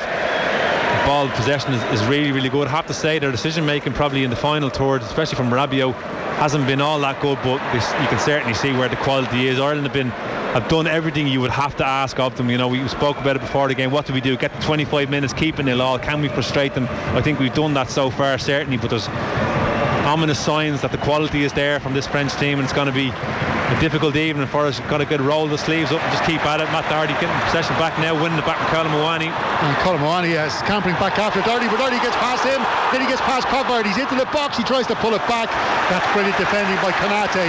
He saw that his two teammates, Colin Mawani and Benjamin Pavard, were beaten by Matt Doherty, and he got out there to make sure that Doherty got no further. Excellent defending by the Liverpool centre half. A corner kick though to Ireland. Josh Cullen to take on this near side down to our left. Wow, what a run by Matt Doherty. I don't know how he's gotten away with it. This really is, our opportunity. Normally from set pieces is Cullen's delivery is very, very good. Our corners have not been good in recent times, but it's going to be an in-swinger. Opportunity to change it. From the right boot of the Burnley midfielder. Collins goes out to Mean Ferguson, in fact, and now he gives it to Knight. It's a short corner, it goes back to Cullen. Cullen can't get it past Colin Mawani, who lands on the ball, and then referee says it was a free kick. That it was an unfair takedown by the Irishman on Colin Mawani, so it will be a free kick to the French. Yeah, it was a short corner kick. Wasn't trying to work something. Ferguson came up first, acting as a dummy run. Then when he spins off, Knight came in behind him. Cullen passed into Knight. Unfortunately, the touch from Knight back to Cullen didn't set him up right, and he looked a little bit nervous, Cullen, when it came back to him, giving away a good opportunity maybe to get a delivery in the box. That really, they're the situations, Steve, where we have to make them count, because they're going to be far and few between. That's one to forget from us. Josh Cullen became a first choice player really for Stephen Kenny in the last World Cup qualifying campaign, starting all 8 matches and played 90 minutes in 5 of those games, and he was lauded with praise by Vincent Kompany, his Burnley boss as well, who described him as the ultimate player, as he helped Burnley in their ascent to the top of the championship. Here's Griezmann to Mbappe on the edge of the box. Mbappe out to Colin Mawani on the right hand side of the box. His cross comes off the heel of Matt Doherty, bounces outside, and is picked up by Camavinga. Camavinga then to Rabiot, and Rabiot out on the inside left channel there, attacking the Irish goal. Goes back to Camavinga, and Camavinga plays it to Hernandez, who's just hooking that touchline on the left hand side, being watched by Ogbene. It's back to Camavinga. Camavinga to Konate. Konate gets forward, he's about 30 yards from the Irish goal, plays the Pavard, puts a deep cross in here. Pavard headed away though by Jason Malumbi. Knight picks it up outside the box and then just plays that ball to 2 Frenchmen and out over the touchline for a throw-in. I think that was actually quite clever by the Derby County midfielder. No options. I know. I'm just going to say it, Steve, but to be honest, I don't think there's anywhere else he could have put it. He got his head up all right, but the only option he had was Ferguson, and he was in a really difficult position. I think what he was trying to hope to do was play one into the corner play around the corner, hoping that Matt Doherty might have made the run, but we're just in that situation at the moment, Steve, where we're under the cosh really in terms of possession. We're really just trying to nullify this French team, which has worked well so far, but 28 minutes gone on the clock now. Probably need to start trying to get ourselves higher up the pitch, get a little bit of moment of possession if we can. You got to give credit to the French, Steve, as well, and how they set up defensively. I mean, even just looking at Griezmann at times, won't let Cullen get on the ball at all, even from a throw-in. It's just parts of the game that you probably don't talk too much about with France. Collins plays the ball up the right hand side. It's intercepted though by Hernandez before it gets to Ogbene. He leaves it there for Rabiot. Rabiot advancing down that inside left channel for the French, out to the left wing for Mbappe. Quick 1-2 there with Rabiot. Mbappe lets it go to Hernandez and then receives the ball back heels it to the French left back. He plays it back inside to Mbappe. probably overplayed the ball there. The French and Ireland on the counter-attack here. Malumbi scampering down the right-hand side, being chased here by Camavinga. Tries to get past him. But in fact, the referee has given a free kick to the French team, and I think he felt that Jason Malumbi might have went in on Camavinga there when he challenged him to try and get the ball off. Well, it's excellent defensive stuff from Camavinga, but I have to say I think he's had a little tug on Malumbi. The linesman can't see it because he's come at it from the Malumbi's kind of blocking his run, but you just have to say when Malumbi breaks like that, he's got to put the brakes on and keep possession as well. It's a little bit headstrong, kind of rush of blood to the head sort of stuff. We do need a period of possession at the moment now, and this might be the period. Here is John Egan back in the starting team. He was a substitute against Latvia, being kept on ice for this match. He did come on as a sub in the Latvian game, which Ireland won 3-2. Of course, here's O'Shea on the ball now, just inside the Irish half, and he tries to switch play to the right-hand side, but that's a poor ball floated across the pitch, looking for Seamus Coleman, but it goes out of play about 10 yards. Here it is again, Steve. Have a look at Camavinga's had a little tug on him, but what happened is Malumbi reacts to it. I think he's been a bit harsh. I think the referee probably would have seen that, but as we've seen so far, the referee's letting a lot go, let a few little things go. Yeah, it's something we did speak about Jason Malumbi the last night. He's got 5 yellow cards in 13 competitive matches, and that's something I think he needs to try and get better at, not getting those bookings in these big games, because especially a team against France, you need to keep all 11 players on the pitch. Sorry, Steve, I got caught. Did he get booked there? I got caught up in a little bit. No, sorry, you didn't. I was just saying, you were talking about him being headstrong and sometimes not thinking clearly. Well, I could see a difference, to be fair, even the other night in the Latvian game, certainly he seems to have managed his temperament, and so far so good here today.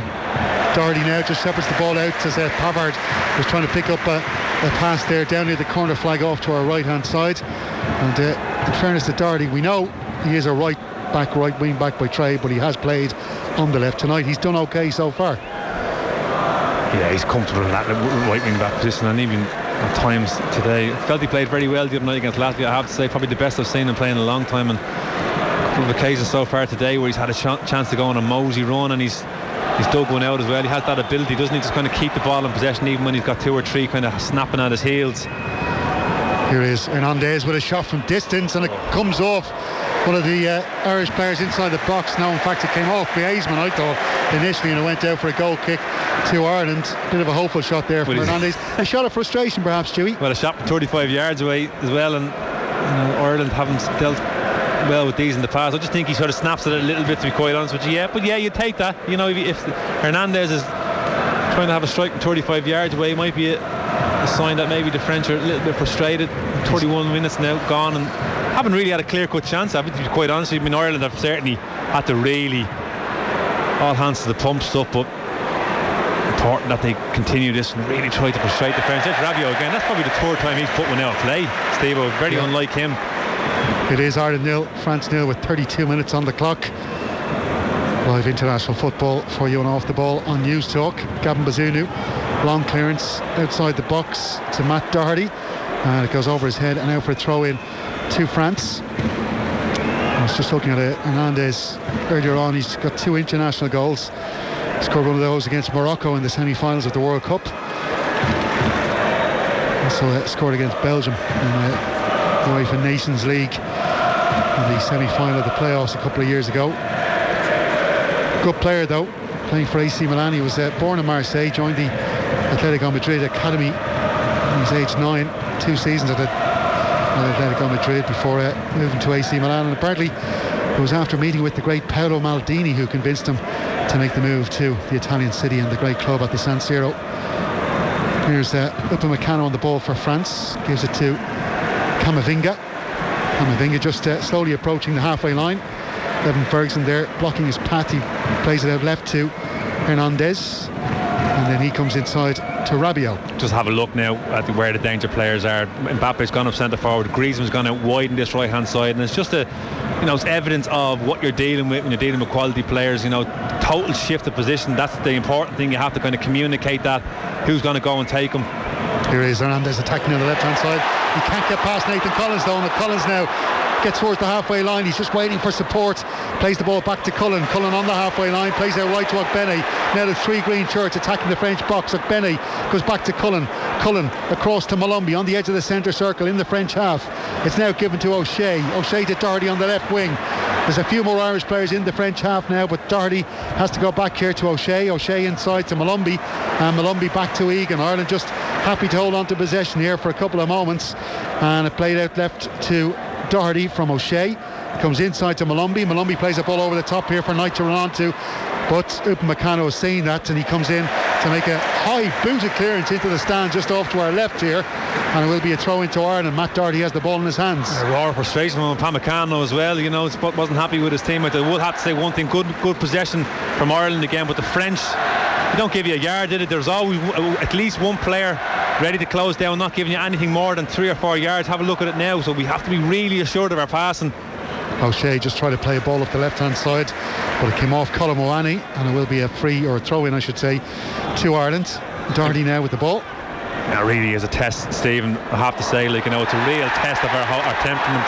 I was saying just Evan Ferguson, isn't he? Ferguson, yeah, well, Ferguson went up in the air and landed on the turf after being colliding with Konate, looking for the free kick, but the referee from Portugal just gave him the hand, said, here, get up off the turf there, and says to play on. Here's Camavinga with the ball from France, just inside his own half.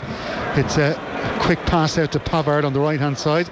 Pavard comes in off the line and gives the ball to Upamecano. Upamecano to Konate. Those two players who played 4 seasons together at RB Leipzig, just going through the stats, they played 46 matches together at the German club before they went on their separate travels to Bayern Munich and Liverpool. So even though they've only had a couple of caps together for France, they had a really good established relationship at the German club. Here's a ball into the Irish box here. It's headed down by Rabiot, but it's cleared away by Dara O'Shea. And then Mbappe just cushions that ball to Hernandez over on that left-hand side. Hernandez back to the skipper. Mbappe just tries to clip a ball inside to Hernandez, who tries to spin and kick that ball into the area, but eventually Malumbi clears it away, out for a throw into France. And Nathan Collins had to be really careful there. They didn't give away a penalty. Hernandez made a really wonderful run, dinked into him on that left hand side from Rabiot. He puts an outside of the boot cross in, which is headed away by Collins, and it lands at the feet of Konate to Upamecano, and he gives that ball to Hernandez, who seemed to just go asleep for a moment. Ball comes off his foot, now for a throw in. Yeah, it's been a couple of occasions where we've seen that from the French team. Probably the third or fourth occasion was Hernandez on this one. Upamecano just knocking a fairly straightforward 10-yard pass into him, but I think it's evidence that the French players, they're constantly looking where their next ball is, and got caught out a couple of times this first half, coming up on 37 minutes. John Egan plays that ball straight and out to Jason Knight. Knight then cushions it out to Doherty on the left hand side. Doherty has a look around, plays the ball back to Dara O'Shea, who's come out to the left flank here. He's got Cullen inside him. He instead goes across to Malumbi. It's a bit of a dangerous pass that, but Malumbi gets it back to Bazunu. He controls the ball at the boot in his 6-yard area and then clears it out to the right hand side. Well, I don't know if he's looking for Coleman or Ogbene, but it went between the two men and now for a throw into France. I think he's indicating, you can see Bazunu just indicating to Coleman. He's trying to play into his pad. I think it's a loose one from Bazunu. All coming from good pressure from France. They're sort of starting to sense there when Ireland give the ball away, or when we get deep in possession, France are just trying to squeeze us a little bit more. Starting to sense now that we're maybe getting a little bit nervy.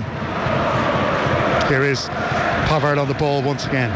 Plays it back to Konate on the halfway line for France here. Back out to Pavard. Pavard plays it inside to Colin Moani, and he's tackled from behind by Doherty, and the referee says it's a free kick to Ireland. Stephen Kenny's just beside them there on the edge of his technical area, and he's protesting. That's saying crazy, Steve. That should have been a throw-in. It's crazy. It's really good to tackle. He hasn't gone to ground, Matt Doherty. He's just kind of hooked his right foot around it. He's won the ball. He's put out for a throw-in. It's no more than a throw-in. It's France in possession here. It's Pavard putting a first-time cross in. Griezmann was there at the near post, just on the edge of the 6-yard box, trying to head it towards goal, but it goes off as a shock of pink hair and out wide for a goal kick. Yeah, he's really good at that, isn't he, Griezmann? Just drifting into the box. Pavard taking the quick free kick after Doherty gave it away down that right-hand side, and he's just kind of clipped one in. It wasn't a great ball, but Griezmann just arriving late, like Frank Lampard, Paul Scholes, that kind of thing, getting a good header on it as well, looking for that top corner, unmarked. Just coming into that period in the game, Steve, where you kind of really are, you can see halfway, or you can see the half time, and you really got to keep things right. There's another foul. It's a long kick out to Ogbene, who got past Hernandez as he's scampering away with the ball. Hernandez felled him, and Ireland win a free kick, and that's one of those areas where Ireland have been doing quite well. Those balls out to Ogbene on the right hand side, and he's definitely having a good night there. He knows it as well, Hernandez. He knows he's up against it with Benny, pace and power, been a real nuisance for certainly one part of the pitch where we really need to try and capitalise on. Putting Benny down that right hand side. Hernandez just come around the back of him, and he's actually leaned, he's quite petulant, he's just kind of leaned his shoulder into him in full view of the referee. He doesn't need to do it. So the free kick to be taken by Josh Cullen. It's about 3 or 4 yards in from the touchline on the right hand side, and it's about 20 yards up from the byline.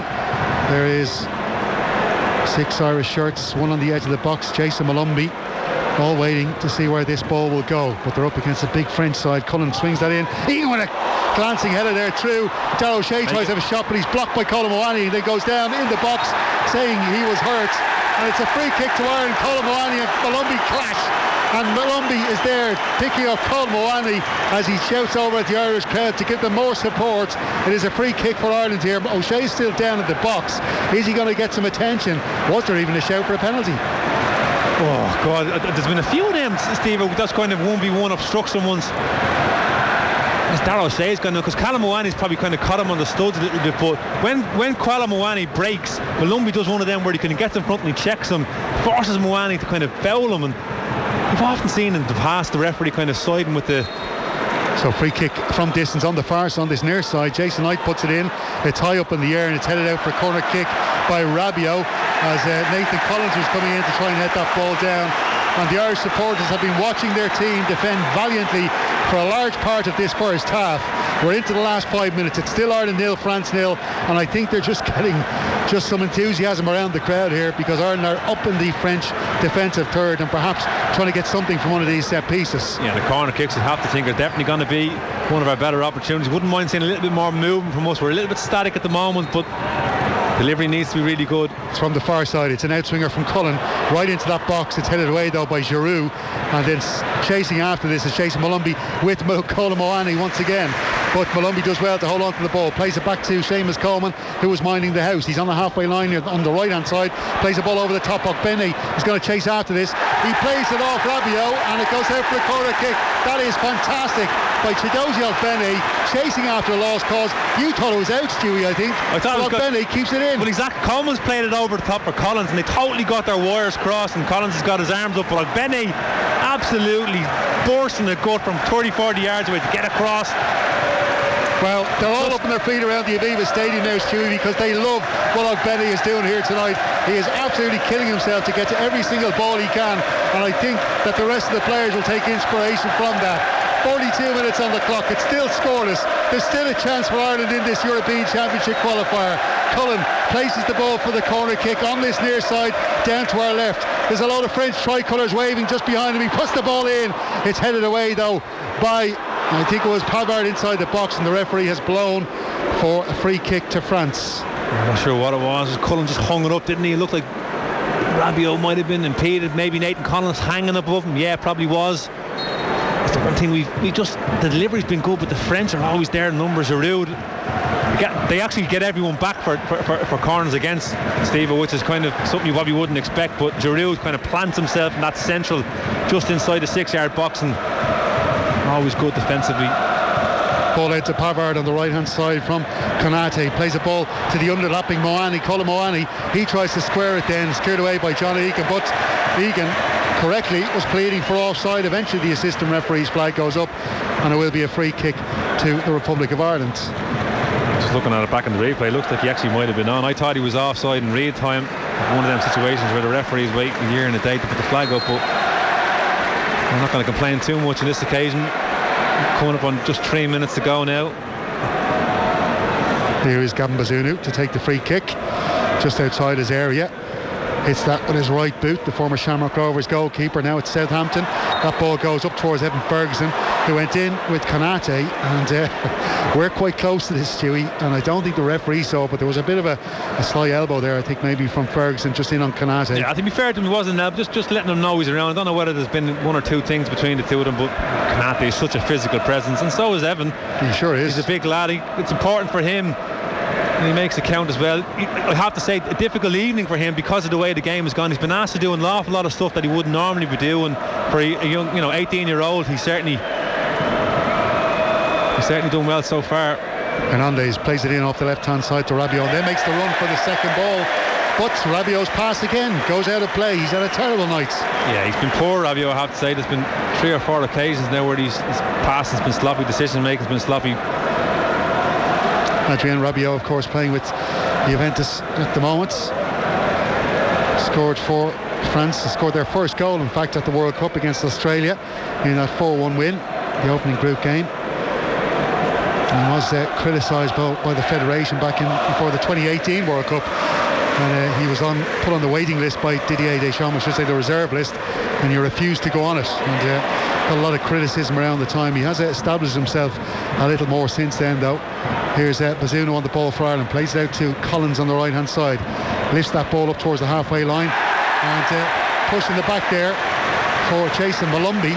In fact, it was Evan Ferguson who came across, tries to get that ball, and he was pushing the back by Upamecano, so it will be a free kick to Ireland just inside their own half. Yeah, he did really well. Evan Ferguson had to deal with a kind of a half-hearted clearance from Collins, kind of put it into a difficult area. Ball is hopping, but gets himself between Upamecano and the ball, forces Upamecano to come right through the back of him.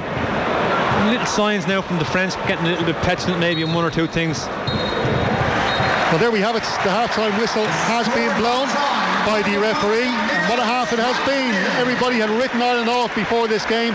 On paper, it looked like this French team would demolish them in a similar way they did to the Netherlands on Friday night. But it's been a really sharp, focused performance by this Republic of Ireland team. There has been a huge amount of chances from this French side. A couple of their players not playing at their best this evening, and the Irish players defending well, and when they're getting forward, perhaps not creating chances.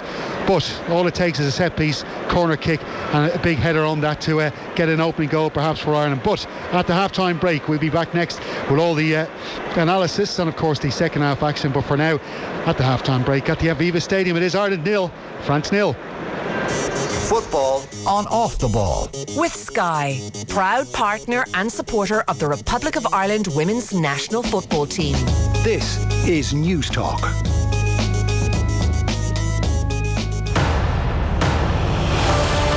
News Talk presents As I Remember It, the #1 Apple podcast, hosted by former Taoiseach Bertie Ahern, marking the 25th anniversary of the Good Friday Agreement.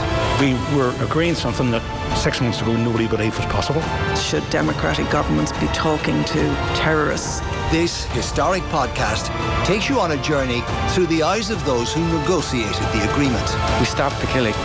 We basically stopped the killing. As I Remember It, Bertie Ahern and the Good Friday Agreement, a News Talk original. It was just incredible looking back.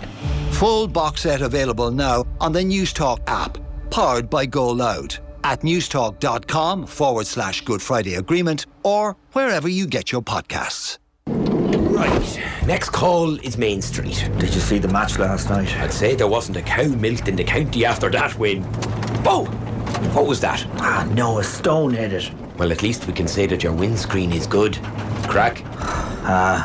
Your van is important to your business, so talk to Allianz about insuring it. Call us on 01 448 4848 for a quote. Allianz PLC is regulated by the Central Bank of Ireland. Standard acceptance criteria, terms and conditions apply. Windscreen cover is only included with comprehensive cover. Calls may be recorded.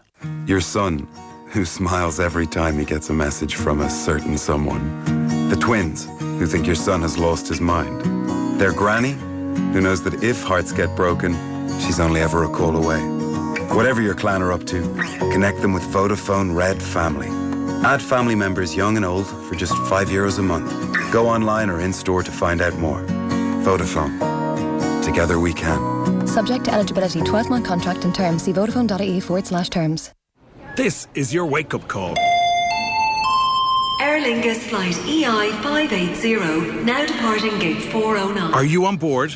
Grab your seat to the sun with Click and Go for big savings on sun holidays and city breaks, including Aer Lingus flights this May and June. Prices start from less than €400. Don't delay your getaway. Book online with Click and Go or call the Click and Go holiday experts. Click and Go, official holiday partner to Aer Lingus. Prices per person sharing for 7 nights. T's and C's apply. The Heineken Champions Cup is back. Leinster take on Ulster in the round of 16. Saturday, April 1st at 5:30 in the Aviva Stadium. Join the Sea of Blue for this massive inter-provincial clash. Tickets on sale now at leinsterrugby.ie. Terms and conditions apply. The Top Line annual spring sale ends this Thursday, 30th of March. High quality hardware, tools and outdoor products for your home or garden projects. Visit your local Top Line store for great products at great prices. Shop our spring sale. Ends this Thursday. Top Line. Here to help. Happy to advise. Tá go láiste na tríóide bailile clia spragan ng lúntil a níos mó ná cericéid blian. Cuirtear réimse leathan chlár iarchéime fáil ag leibéal bháisteachta, diploma agus tastais I go láiste na tríóide. Bíling ag á tróna oscailta fíorúil diarchéimethe de Máirt an 28 lá Márta an na 5 clog go dtí na 7 clog. Buail a lucht acadúil atá chuas cáineachta sa dán, agus bí spraga le tuairt hín géad chéimeile de garam. Chláraigh do chud spéise ag tcd.ie agus bí spraga. I'd pretty much given up on dating apps, to be honest. I had enough of them. But I knew a friend who'd met someone on Go Dating, so I gave it a go. And yeah, it was great. I met someone. It wasn't like instant fireworks or anything, but we ended up chatting for hours, and 8 months later, we're still together. You never know when you'll find that special someone, but at Go Dating, we'll do all we can to make it happen. Because when you know, you'll know. Sign up today at godating.ie. As loved by News Talk. Did you know that March is Guaranteed Irish Month? Like Ireland, the national organisation has evolved over the last 50 years. Now, all businesses based in Ireland can apply for membership, already representing 2,000 businesses who collectively employ 120,000 people across Ireland, while generating almost €15 billion in the Irish economy. Guaranteed Irish businesses take pride in doing the right thing in their community. So look out for the G this March. Guaranteed Irish. All together better. Your chance to win big. News Talk's cash machine. Right, we'll get you back over to the Aviva in just a sec, but someone missed out today when they missed our call, which means that we have a rollover. If you've entered since 5 p.m. on Friday, you're still in to win, but you must know this new number. €31,747.54. That's €31,747.54. Just text play to 57557. That's 57557. Get your entry in by 3 p.m. tomorrow. Then across the Go Loud network of stations, Barry Dunn will make a call. If your phone rings, answer it within 5 rings. Tell him the exact amount in euro and cents, and you will win that cash. So just remember that number: €31,747.54. It's for over 18s only. Text costs $2.50 plus your standard message rate. You are playing across the Go Loud network of stations, and terms and conditions on newstalk.com. Football on Off the Ball. With Sky, all the football you love in one place. Across Sky Sports, BT Sport and Premier Sports. This is News Talk. Welcome back. Half-time here at the Aviva Stadium. Republic of Ireland 0, France 0 is a very acceptable scoreline. I think you'll all agree. Some of the statistics from that first half are in. France had 61% possession to Ireland's 39%.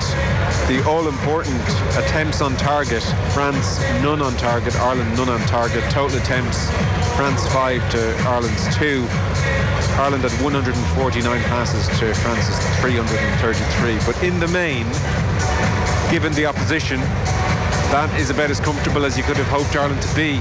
Stuey, we have the interesting dynamic where I have not heard any of your commentary, such as the noise in the stadium. Yeah. The listeners have, so we can compare notes. Yeah. That was a very good first half from Ireland. Yeah, I think it's as best as we could have hoped, I have to say. We spoke beforehand about Ireland needing to get into their mojo, I suppose, for want of a better phrase, as quickly as they can, set out their stall. How are we going to play? What are we going to do here? And I think they did get into that. They certainly settled in quite quickly. We certainly, from France's point of view, very, very good in possession. Movement is excellent, with the exception of maybe a few little lapses of concentration, in particular from Rabiot, who on occasion has looked quite average, to be quite honest with you. But in the all, I think you have to take that first half and say Ireland have done exactly what they have needed to do, which is to settle in, get in France's face a little bit, let them have the ball at times, and then really close down those areas of the pitch where it matters, and that is the danger areas when the deliveries come into the box. Is always an Irish header winning it away. I will say we rode our luck a little bit, but we've wrote our look, we've kind of made our own look in that sense, in that we've been very attentive, we've been quite sharp. But for, I think, probably Colin Moani's opportunity was probably France's best opportunity of the game, where I actually thought it was Rabiot who played it through. It wasn't. It was the centre half, Pomacana, who drifted all the way up the pitch and dinked a lovely little diagonal pass into a running Moani, who just kind of, I was probably did him a little bit of a disservice. I actually said his touch was poor. It actually wasn't. It was probably more Bazunou's alertness and ability not to go to ground put him off a little bit. But all in all, you'd have to be very, very happy with the outcome. Very happy. I've been very impressed. For people obviously just listening on the radio, there is an attentiveness about Ireland's mentality. As you said, they're very sharp, they're switched on. We talked about that bit of fear pre-match, and that's very much evident in how quickly they are closing down and how hard they're working. I've been jotting down good pieces of Ireland play, and there are lots of them. There really are. I mean, on the ball, Matt Doherty, brilliant run down the left-hand side at one stage. There was under pressure from two players as well. Under pressure, yeah. There was a fantastic, really high-quality Jason Knight flick outside of the boot here, which was brave. Ogbene is causing Hernandez problems on the far side of the pitch. There have been spells of Irish possession, and at no point has it looked like they were getting themselves into trouble. They haven't been afraid of a big switch of play or a slightly more direct pass, so the balance there has been very good.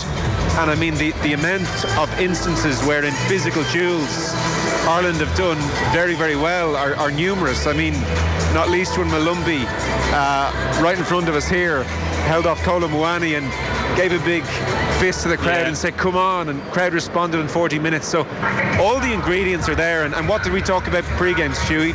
Don't go behind early. Yeah, just get in their face, just make it difficult for them to, we were kind of mentioning the fact that the team talk was probably a little bit more simple than what everyone would expect it to be.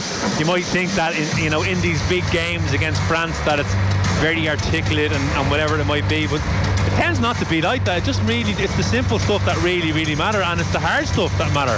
And it's getting in their face, stopping them from playing, seeing danger, communicating, talking, and just trying to ride the storm a little bit. I was actually quite, when you mentioned 60-40 in terms of possession, I was a little bit surprised. I thought it might have been a bit more to France, because at times it's felt that way.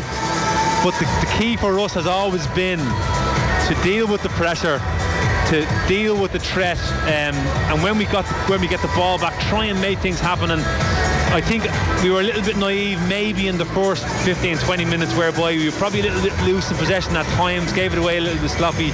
We needed that breather, we needed to kind of get ourselves up the pitch, we needed to get ourselves out. But we definitely have learned as the game has gone on, and we've really improved in that aspect, and I think that's where the opportunities have then come with the likes of Ogbene, who's a wonderful out at the moment down Ireland's right hand side.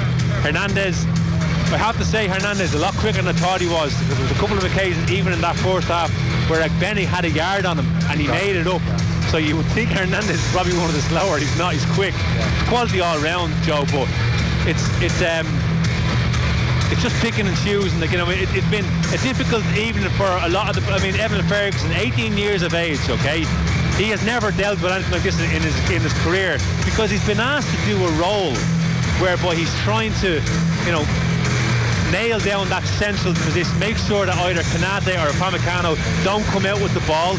He's getting very little of the ball. However, at times when he does get it, he's got two players around him and two really big centre halves. He's got to deal with it, he's got to scrap.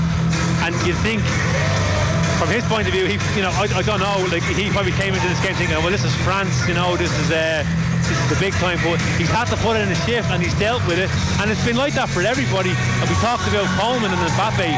He'll put one on him if he gets an opportunity, and he has done that. He's gotten in his face without going overboard, and he's letting them know that he's around. And Malumbi, as you rightly said, has been excellent, has gotten it just perfect. Has definitely been guilty in the past of overdoing it, but he has nailed it so far tonight. Yeah, Ireland were under big pressure around 21, 22 minutes, and Ogbene made a block, and it fell to Ferguson. And in fairness to him, he held off two players around him. Ireland won a free, and it just alleviated a period of pressure around 22, 23 minutes of that first half. Would you say France have been a touch pedestrian going through the motions at times? At times, I thought so. At times, I thought they were a little bit passive in how they were closing us down.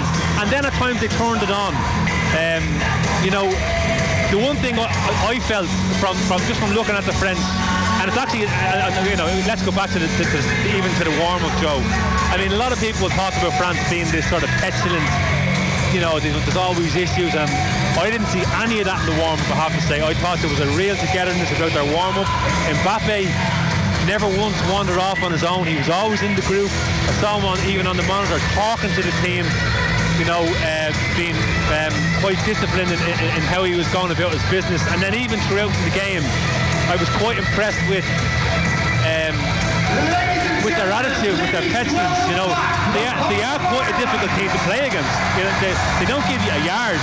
And my fear would be, this is where I'm getting to, if they turn it on, we could be in trouble. I don't think they haven't done that yet. They haven't pressed the button yet. I don't think so.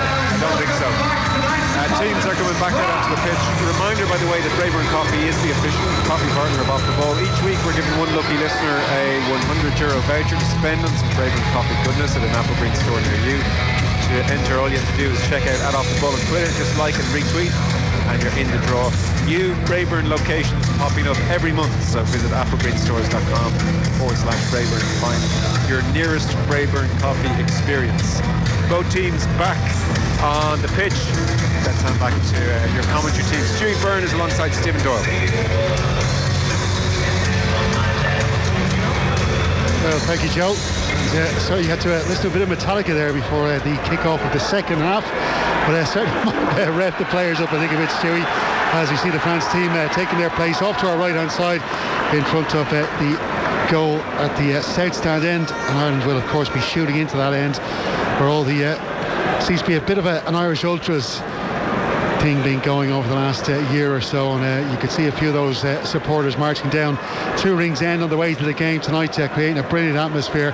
Gavin Bazunu off to our left hand side in his all purple shirt, Ireland in green shirts, white shorts, green socks for this second half, and France in their away kit, white shirts, blue shorts. Evan Ferguson gets us back underway. Knight scampers across the halfway line, takes the ball off him, gives it to Coleman on the right hand side. He launches it up the right hand side looking for the run of Evan Ferguson, who's chasing here after Upamecano, and he puts him off enough just for that ball to go out over the touchline, and it will be a throw in to Ireland. Seamus Coleman looking to take this really quick, gives it to Malumbi, back to Coleman, and then he gives that ball away to Camavinga, but Malumbi's in there straight away, wins it back, and then he goes in with a challenge on Griezmann, and the two clash together. It looked like Malumbi might be called up there for a free kick, but the referee said play on. France in possession here.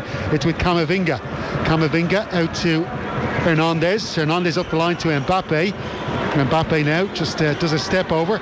He's got Bene for company, gives to Hernandez, and his pass back doesn't come off. Malumbi then blocks the ball from Mbappe and wins the free kick for Ireland. I've got to say, Stephen, you've got to give huge credit to Griezmann for that tackle. Much lesser players have gone down roiling and playing from that. He got straight up for it, got on with it. It's a heavy challenge. From Malumbi. He's caught him right down the side of the leg, and he's just got up and got on with it. Huge credit to him. Yeah, as you say, Stewie, it doesn't take an awful lot for some players around Europe to start looking for a free kick or worse from a referee in those situations, but Griezmann back on his feet, as Malumbi was as well. Camavinga hits that ball from the halfway line out to Colin Moani. It's cleared though by Darragh O'Shea, up to Jason Knight. Jason Knight's had a good game, goes down but gets the ball away to Malumbi as he does. Ogbeni now has it on the right hand side.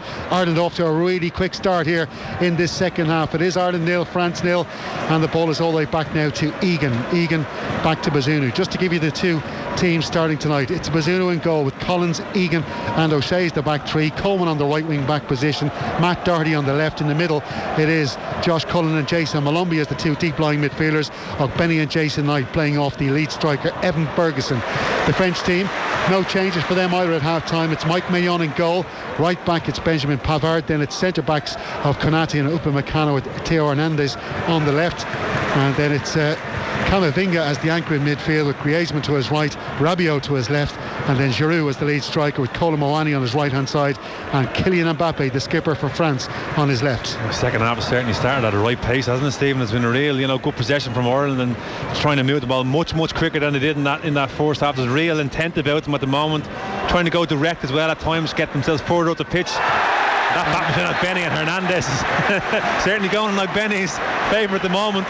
Yes, indeed. O'Benny's just won a free kick against the AC Milan left back, and it's just about 5 yards in off the right touchline, and it's about maybe 20 yards up from the halfway line. So this will be launched into the box by Josh Cullen, you would imagine. Set pieces haven't been great so far for Ireland, but we did say in the first half on a couple of occasions that there's a lot of big men in that French team, so it is very hard for Ireland to try and get above those defenders in these situations. Josh Cullen just placing the ball. Seamus Coleman has gone over to him, the captain, just having a little confab with the Burnley midfielder before he takes the set piece. You know, Steve, I say he's probably saying make sure you pick up Mbappe when you take the free kick. Very clever. Mbappe's a one-man wall just in front of Cullen. All the French players inside the box though, apart from Mbappe. There are 6 Irish players in there as well. Cullen whips that in, it's headed away just on the edge of the box by Rabiot. Doherty though comes in, gets the loose ball, heads it back in, headed away though by Pavard, and then up in the air is Malumbi challenging Colomwani for the ball. Malumbi's everywhere tonight, and he gets in, tries to get the ball, but he clashes with Pavard, and the ball goes back to Mignon, the goalkeeper. He certainly felt it as well, didn't he? Pavard limping away. He's left one on him, and Malumbi's been absolutely fantastic so far. Real energy, but I have to say his ball retention and his technical skills so far have been really, really good this evening. Jason Malumbi from Cappoquin in Waterford, of course, and representing his county with great pride tonight. Here is Kylian Mbappe on the left-hand side for the French. Armband against armband. He's got Seamus Coleman in front of him. He plays it to Rabiot. Rabiot just pulls the ball back around Coleman, then tries to play it across, but gives it away to Cullen. Cullen's given it away though to Pavard, and he has a shot, and it comes off the top of the crossbar into the back of the net, and that's a dreadful mistake on the edge of the Irish box. Pavard, like an assassin, is in there to punish Ireland, and he scored the first goal of the night in the 50th minute. It is Ireland 1, Ireland 0 I should say, France 1. No, it's the one play you don't expect to do things like this. Cardinal still playing the ball across to your own box, but not just that, it was just a 5-yard pass. He left it loose, didn't he really? Ireland did extremely well to win the ball back. Rabiot again, really, really sloppy in possession, and when it comes across to the edge of the D, Cullen's got loads of time and place, and he just plays a really tentative pass into Jason Knight, but Pavard just pounces on it 20 yards out, touch, bang. Well, what a finish, in off the crossbar, presumably no chance. And that's the ability this French team have out of absolutely nothing. Yeah, well, at this level, when you make mistakes, teams of the quality of France will punish you, and they've certainly done that there. Benjamin Pavard, winning his 48th cap tonight for France and scoring just his 3rd goal. The Bayern Munich man was in there to pounce on that dreadful mistake by Josh Cullen. And you mentioned the first half, Stewie, he was the one player perhaps just looked a bit nervous tonight, and that looked like the pass of a nervous man on his own area. Just feel again, against this kind of opposition, you just don't do things like that. It's a poor decision making. Wonderful flick of Ferguson here, chant down the right hand side to Malumbi now to Coleman I should say, advancing on the right hand side. He plays that ball across the box. Jason Knight picks it up and has a shot, and that has just gone wide. It's taken a deflection on the way out. It will be a corner kick to Ireland with 52 minutes on the clock. They're trying to hit back straight away after that Pavard goal. Cullen will take the corner kick. Can he make amends somewhat for the mistake on the edge of the area? It was a good attack there by Ireland. Jason Knight just having the shot, and it took a deflection. Well within his rights to take a shot from there, the former Cabinteely man, and not too far away from where he came through at that League of Ireland club. He's gone out there to try and meet Cullen. Now he decides to come back. Cullen puts the corner in, and Egan was there on the edge of the 6-yard area trying to get a header on, but Griezmann has cleared that away to Doherty. Doherty picks it up, and then a poor pass on him. Cullen can't keep it in. It's a throw in to France. Yeah, it's a little sloppy. Matt Doherty needs to do better there. And the chance to just kind of... just think about that goal. Absolutely a hell of a finish from Pavard, I have to say, but it's the level you're playing against, Steve-O. When you just make up silly mistakes, especially in your front of your own box. One thing you don't expect from Cullen, but hasn't got a chance to lick his wounds. Really got to get on with it now. It was a good response from him, I have to say. Good work. Wonderful little flick from Evan Ferguson in the middle of that pitch. Took 2 or 3 French players out of the game. He broke way down his right hand side. Jason Knight arriving late, forced the corner, but France again in possession. Their tails are up. Mbappe plays the ball back to Upamecano. and he plays it out to the right hand side to the goal scorer Pavard. He puts a dangerous cross in towards the edge of the area to Giroud, and Giroud just can make good contact with that. It's Camavinga now to Mbappe. Mbappe has run across the Irish goal over to the right hand side. Ball now with Pavard, back to Camavinga, and he gives it to Rabiot to Giroud, who's on the edge of the box there trying to bring a teammate into play, but he goes down holding his ankle. The referee says there was a foul by John Egan, who was coming in behind him. Not too sure how much contact there was there. Looked like he might have went over the top of his foot there on the replay. One on the toe, to be honest. Just left his foot there. Giroud, big man, isn't he? 6'3", 6'4", able to kind of lean that left leg out, forcing John Egan just to kind of pull in the foul. It's a good opportunity. Griezmann's all over this, isn't he? All about 21, 22 yards out.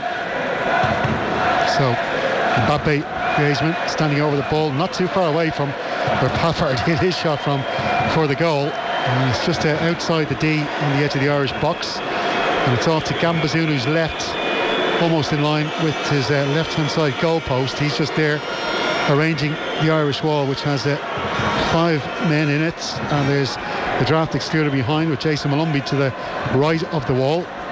Ogbene, Ferguson, Collins and Doherty making up that Irish wall. There's a French wall just in front of it. Griezmann is going to hit this with his left boot. It comes off the head of Evan Ferguson and out for a corner kick. The wall does its job. Yeah, one of them has just flicked off the top of it. Might have been Evan Ferguson, maybe Ogbene. Wall definitely jumps. Now look at it again. Yeah, Evan Ferguson. So a corner kick to France, and the French supporters off to the left-hand side, just where Griezmann's going over to take the corner kick. It's on this near side, to our left, and the French tricolor all waving. There's about 100 of them all around the French supporters there, all waving them madly as Griezmann swings the corner kick in, and it's headed up in the air in the box by Nathan Collins. It's bouncing around the Irish area. Colin Moani's tried to put it back in. It's cleared away now by Josh Cullen, and that's up towards the halfway line where Pavard will just knock it back to his goalkeeper Mike Maignan, who has not too much to do. He's been waiting around on the edge of his box there to get a touch, and then plays it out to Hernandez. 55 minutes on the clock. It is Ireland 0, France 1. The goal coming from Benjamin Pavard just after the half-time break. And I think the most frustrating thing probably for the manager Stephen Kenny is that Ireland were so sharp defensively in that first half, and for a mistake like that to cough up the goal, it must be really frustrating. It's been a hell of a 10 minutes, Steve, as well. I thought there was a real energy about Ireland. That, that first 10 minutes, second half, looked like we had a word with ourselves. Said, maybe can we up the tempo? Can we be better in possession? Can we maybe force France back a little bit? And that certainly looked like the intent was. And before, look, we're not going to go on about it. It's a silly mistake from an experienced player who probably would never do that again, especially when you're playing the likes of France. But Ireland haven't got time now to be feeling sorry for themselves. They've got to get themselves back in this game, because certainly they've been worth the draw so far. We just need to make sure we don't concede again. That's the key. I really do feel that we need to make sure we don't concede. Shea plays a good pass up to Jason Knight, who's had a good game this evening, and he's bundled over though by Konate, so a free kick to Ireland. Doherty takes it from inside his own half, sweeps it across the pitch to Coleman. First touch pass from him to Ogbene. Ogbene plays it back to Coleman. He's got 2 French players around him as he does that. Coleman's giving it away though to Hernandez. He plays up to Mbappe, who had Collins snapping at his heels there, and the referee says unfairly it will be a free kick to France. Taken quickly.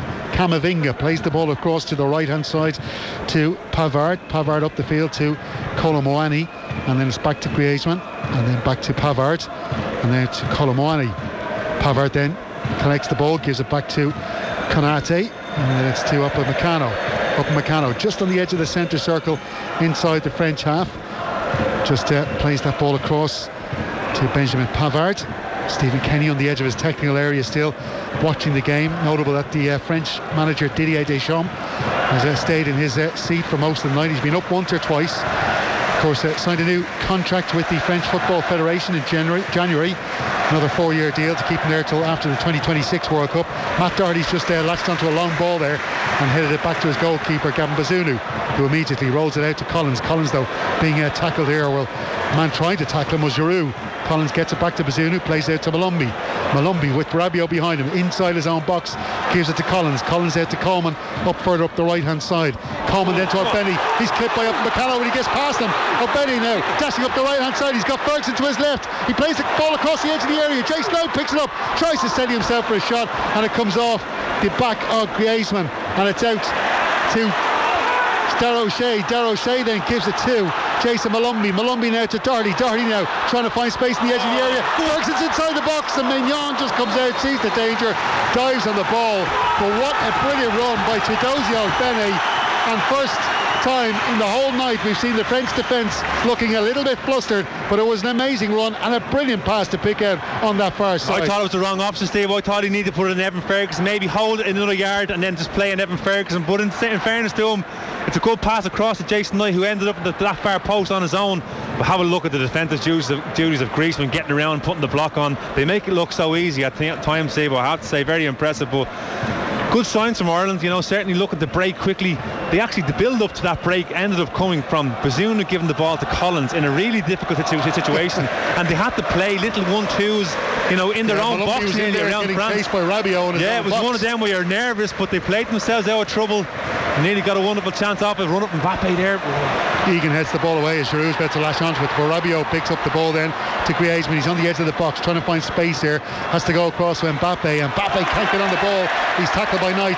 Ogbene picks up the loose one, he's got Coleman on his outside. Coleman picks it up on the right hand side, he's looking for support, plays the ball off Fernandes to win the throw in. He just couldn't see any options there, so he decides to take the throw, and it gives Ireland a chance to settle themselves. Here's Coleman now, just near the halfway line to take the throw in. He goes back to Collins. Collins just takes the ball down on his hip and then plays it across to Egan. Egan then to O'Shea. O'Shea advancing forward. And he plays a pass through the lines to Knight, but it's cut out by Camavinga. And Colm Moani now running away with the ball. And he's tackled there just by Dara O'Shea, who puts it out of play for a throw-in. 60 minutes on the clock. It's Ireland 0, France 1. Pavard with the goal in the 50th minute.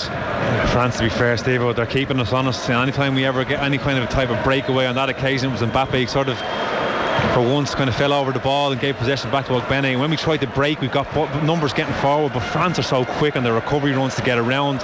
Very little options for Ireland to get out. That's just the evidence and the quality that you're playing against, top notch.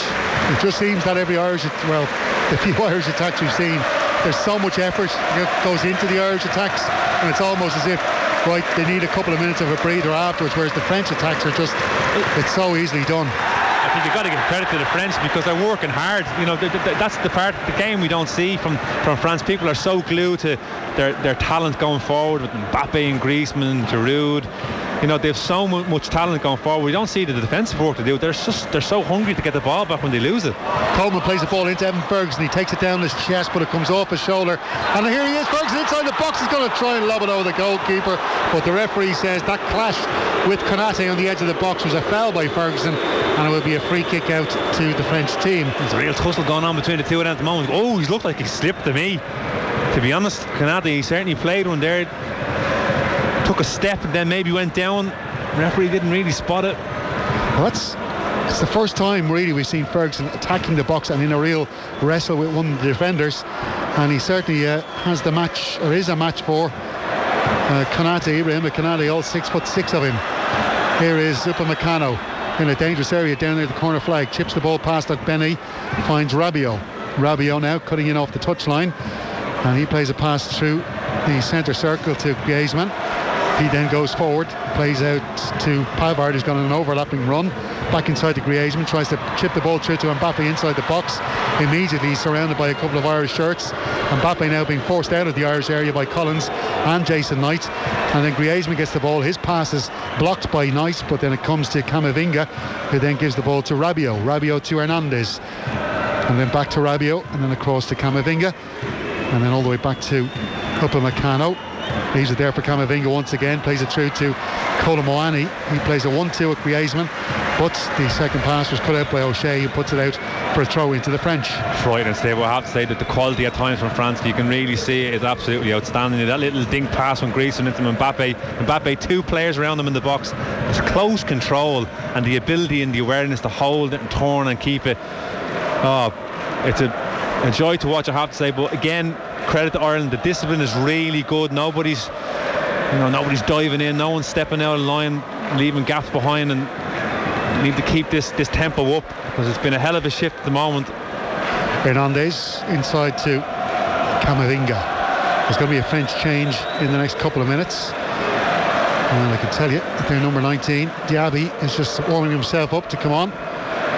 Moussa Diaby, that is, the Bayer Leverkusen forward.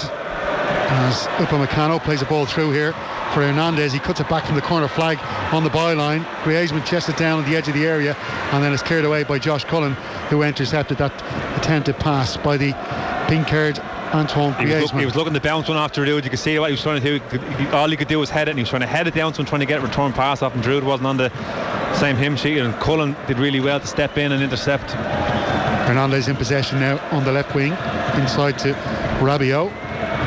Rabiot then to Camavinga, being pressured here from behind by Ferguson, but he gets it away to Rabiot, and then it's back to Upamecano. The centre back plays it across to Pavard.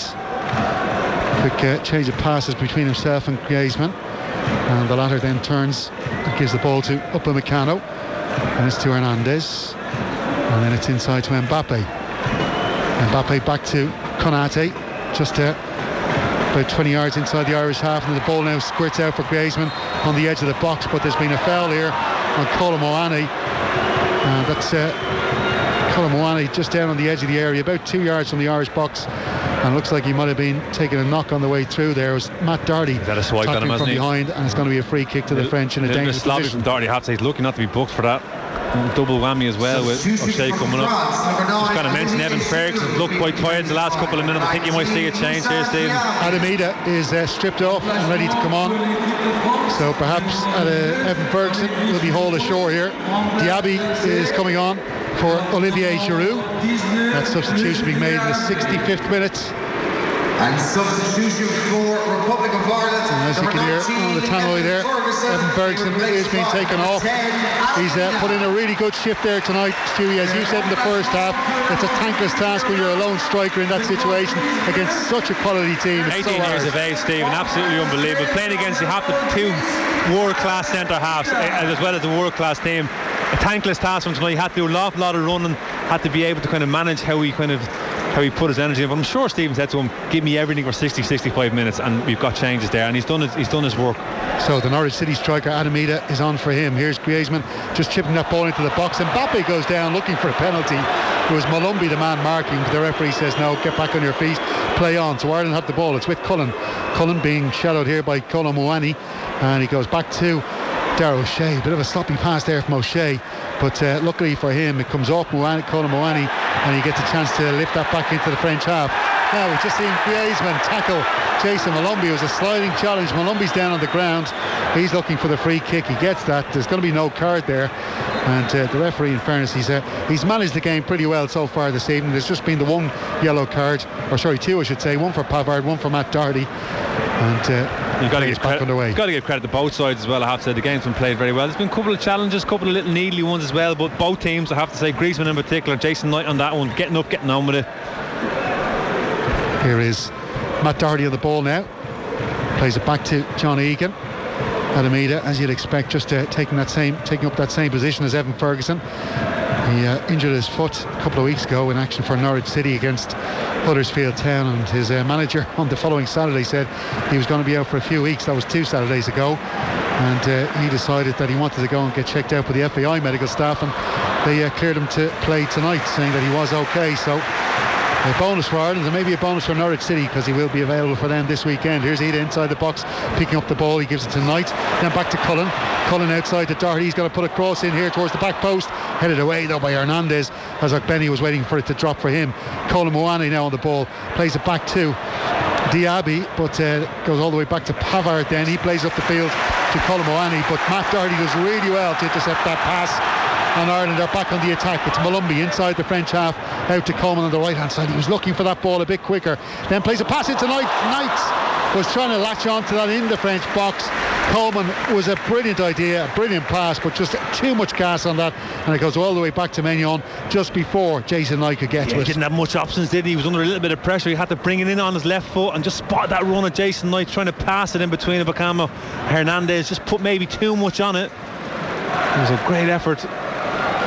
So Griezmann chips the ball out to the left hand side to Hernandez. just as it was about to go, well, it did look like it went out of play. Mbappe kicked it back in. Stephen Kenny's looking at the assistant referee saying that ball was over the line. He's now talking to the fourth official, but the referee has said play on. And Griezmann plays that ball back to Camavinga. He's on the halfway line, just on the right hand side of the field. Gives the ball to Diaby. Diaby plays for Bayer Leverkusen. He's played 24 times in the Bundesliga this season, scoring 8 goals. A real talent. There's a number of French players plying their trade in Germany at present. Here is a man playing his trade in Italy. It's Hernandez, forward to Mbappe, inside to Camavinga, back to Mbappe. Mbappe tries to square the ball from the left hand side, but Collins did brilliantly there. He went out there, blocked the cross. It's out for a French throw in. Yeah, it's 1v1 with Seamus Coleman. He's only going to be one winner in that race, I have to say, but Collins did his job getting across, giving the cover, stopping the cross. And like Benny should be praised as well, Stewie. He's been playing that almost like an auxiliary right wing back as well, where he plays for Rotherham United, of course, as well. So that experience has certainly helped him tonight, and I'm sure the French players wouldn't have seen many Rotherham United games, and perhaps were unaware of Benny before tonight. Mbappe, no look pass to Rabiot, then to Hernandez, to Colomboani. All one touch passes towards the edge of the box, but it's cut out by Jason Knight, and as he gets away with it, he goes down under the challenge from Rabiot. I think Rabiot got the ball there. The referee says play on. It's now to Diaby.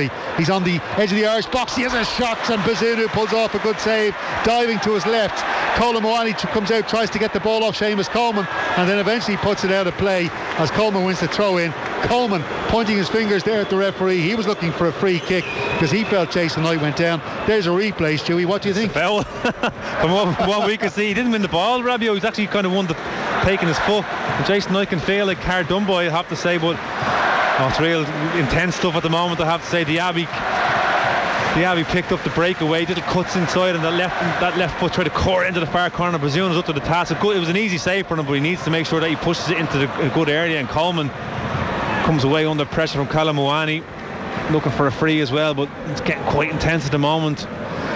Jason Knight is running his legs into the ground. He's been everywhere this evening, the Derby County midfielder, and he's popped up all over the place, and he's played some really good balls. And here's Seamus Coleman up the right hand side. He's looking for Alameda in a race here with Upamecano, but the referee says it was an offside against the Irish player, and it will be a free kick to France. Yeah, never really wanted it, did he, Alameda? Never got himself into an onside position. He was kind of holding the hands up as if to say, don't give it to me. But Coleman, no real options, to be quite honest with you. We're having a look at the earlier chance with Griezmann dinking one into Mbappe. There's a tug of the short from Malumbi. Malumbi's got to be oof. Yeah, well, we'll say no more about it, Steve. We'll move on. Here is Camavinga on the ball. He's under pressure there from Ida, and he gets it back to his goalkeeper, Mike Mignon, and he's become the regular French number 1 after the retirement of Hugo Lloris, earning just his 7th cap this evening. He's had 3 clean sheets in his 6 games so far. Didn't make the World Cup squad after injuring his calf muscle. Made his debut back in 2020, but is now the regular French netminder, playing at AC Milan. He's still just 27 years of age, young enough for a goalkeeper these days. It's Hernandez on the ball for France, on the left wing, plays it back to Upamecano. He gives a short pass to Camavinga, who goes back out to the left to Hernandez. Then it's to Mbappe, back to Hernandez. It's like one-touch football here with the French. So quick, so sharp with their passing, and they never really take more than 2 touches. Here is Diaby coming in off the right to Mbappe in a central position, back to Pavard, then to Camavinga, out to Hernandez back to Upamecano. Irish players all deep in their 5-4-1 formation. Alameda just in front of the 4 midfielders. Every now and again an Irish player pops out of his line to try and go to the man with the ball, but France doing so well to hold on to it at the moment. Camavinga sweeps the ball from left to right here, and it's headed down by Matt Doherty to Pavard. Pavard though gives it back to Doherty, and it's back to O'Shea, who's just holding his ankle there, hopping away from his box, and the ball's played up the line, but Jason Knight can't keep it in play there. It will be a throw into France. Tired legs, Steve. Tired legs. Just going to say, coming up on 72 minutes now, have a look at Stephen Kenny on the monitor talking to Keith Andrews. This is the time of the game where we really need to make a change. Also hugely important that we do not concede. If we're any opportunity of getting something out of the game, we've got to keep these quiet for the next 10-15 minutes. and then see if you can put them under pressure for the last, well, excuse the pun, had to get that one in there, for the last 5 minutes, 10 minutes maybe. Well, we're into the last 18 now, plus whatever the referee adds on. It is still Ireland 0, France 1. Stephen Doyle here alongside Stuey Byrne. The worry would would be now, Stephen, when you start making changes, it shifts the balance of the team, and it becomes a difficult period next 10 minutes, you know. Maybe. Sure does. As we saw yesterday with Denmark leading Kazakhstan by 2-0, made 3 changes. All of a sudden Kazakhstan hit back with 2 goals and a winner then in the last minute. They really can upset the chemistry of the players that are already on the pitch. Here's Seamus Coleman now scampering after the ball down to the corner flag to our left, then chips up that right hand side to Ogbene. Just goes out of play, just bounces unluckily for Ireland out of play as Ogbene was about to get onto that, so it'll be a throw into France. Just looking at the Irish bench there, Stewie, who are you looking at to try and maybe trouble them? I'm kind of thinking maybe Mikey Johnston. That bit of pace he showed against Latvia, could he be someone that troubles this French defence in the later stages of the game? Yeah, I think it's important as well that the key for us now is that we do not upset the balance of the team. I think at the moment we're in that kind of mould again where we look difficult to play against. The balance is good, the movement is good, although we are going to get tired, and you can already see tired legs starting to come in there. Jason Knight certainly looks tired for me.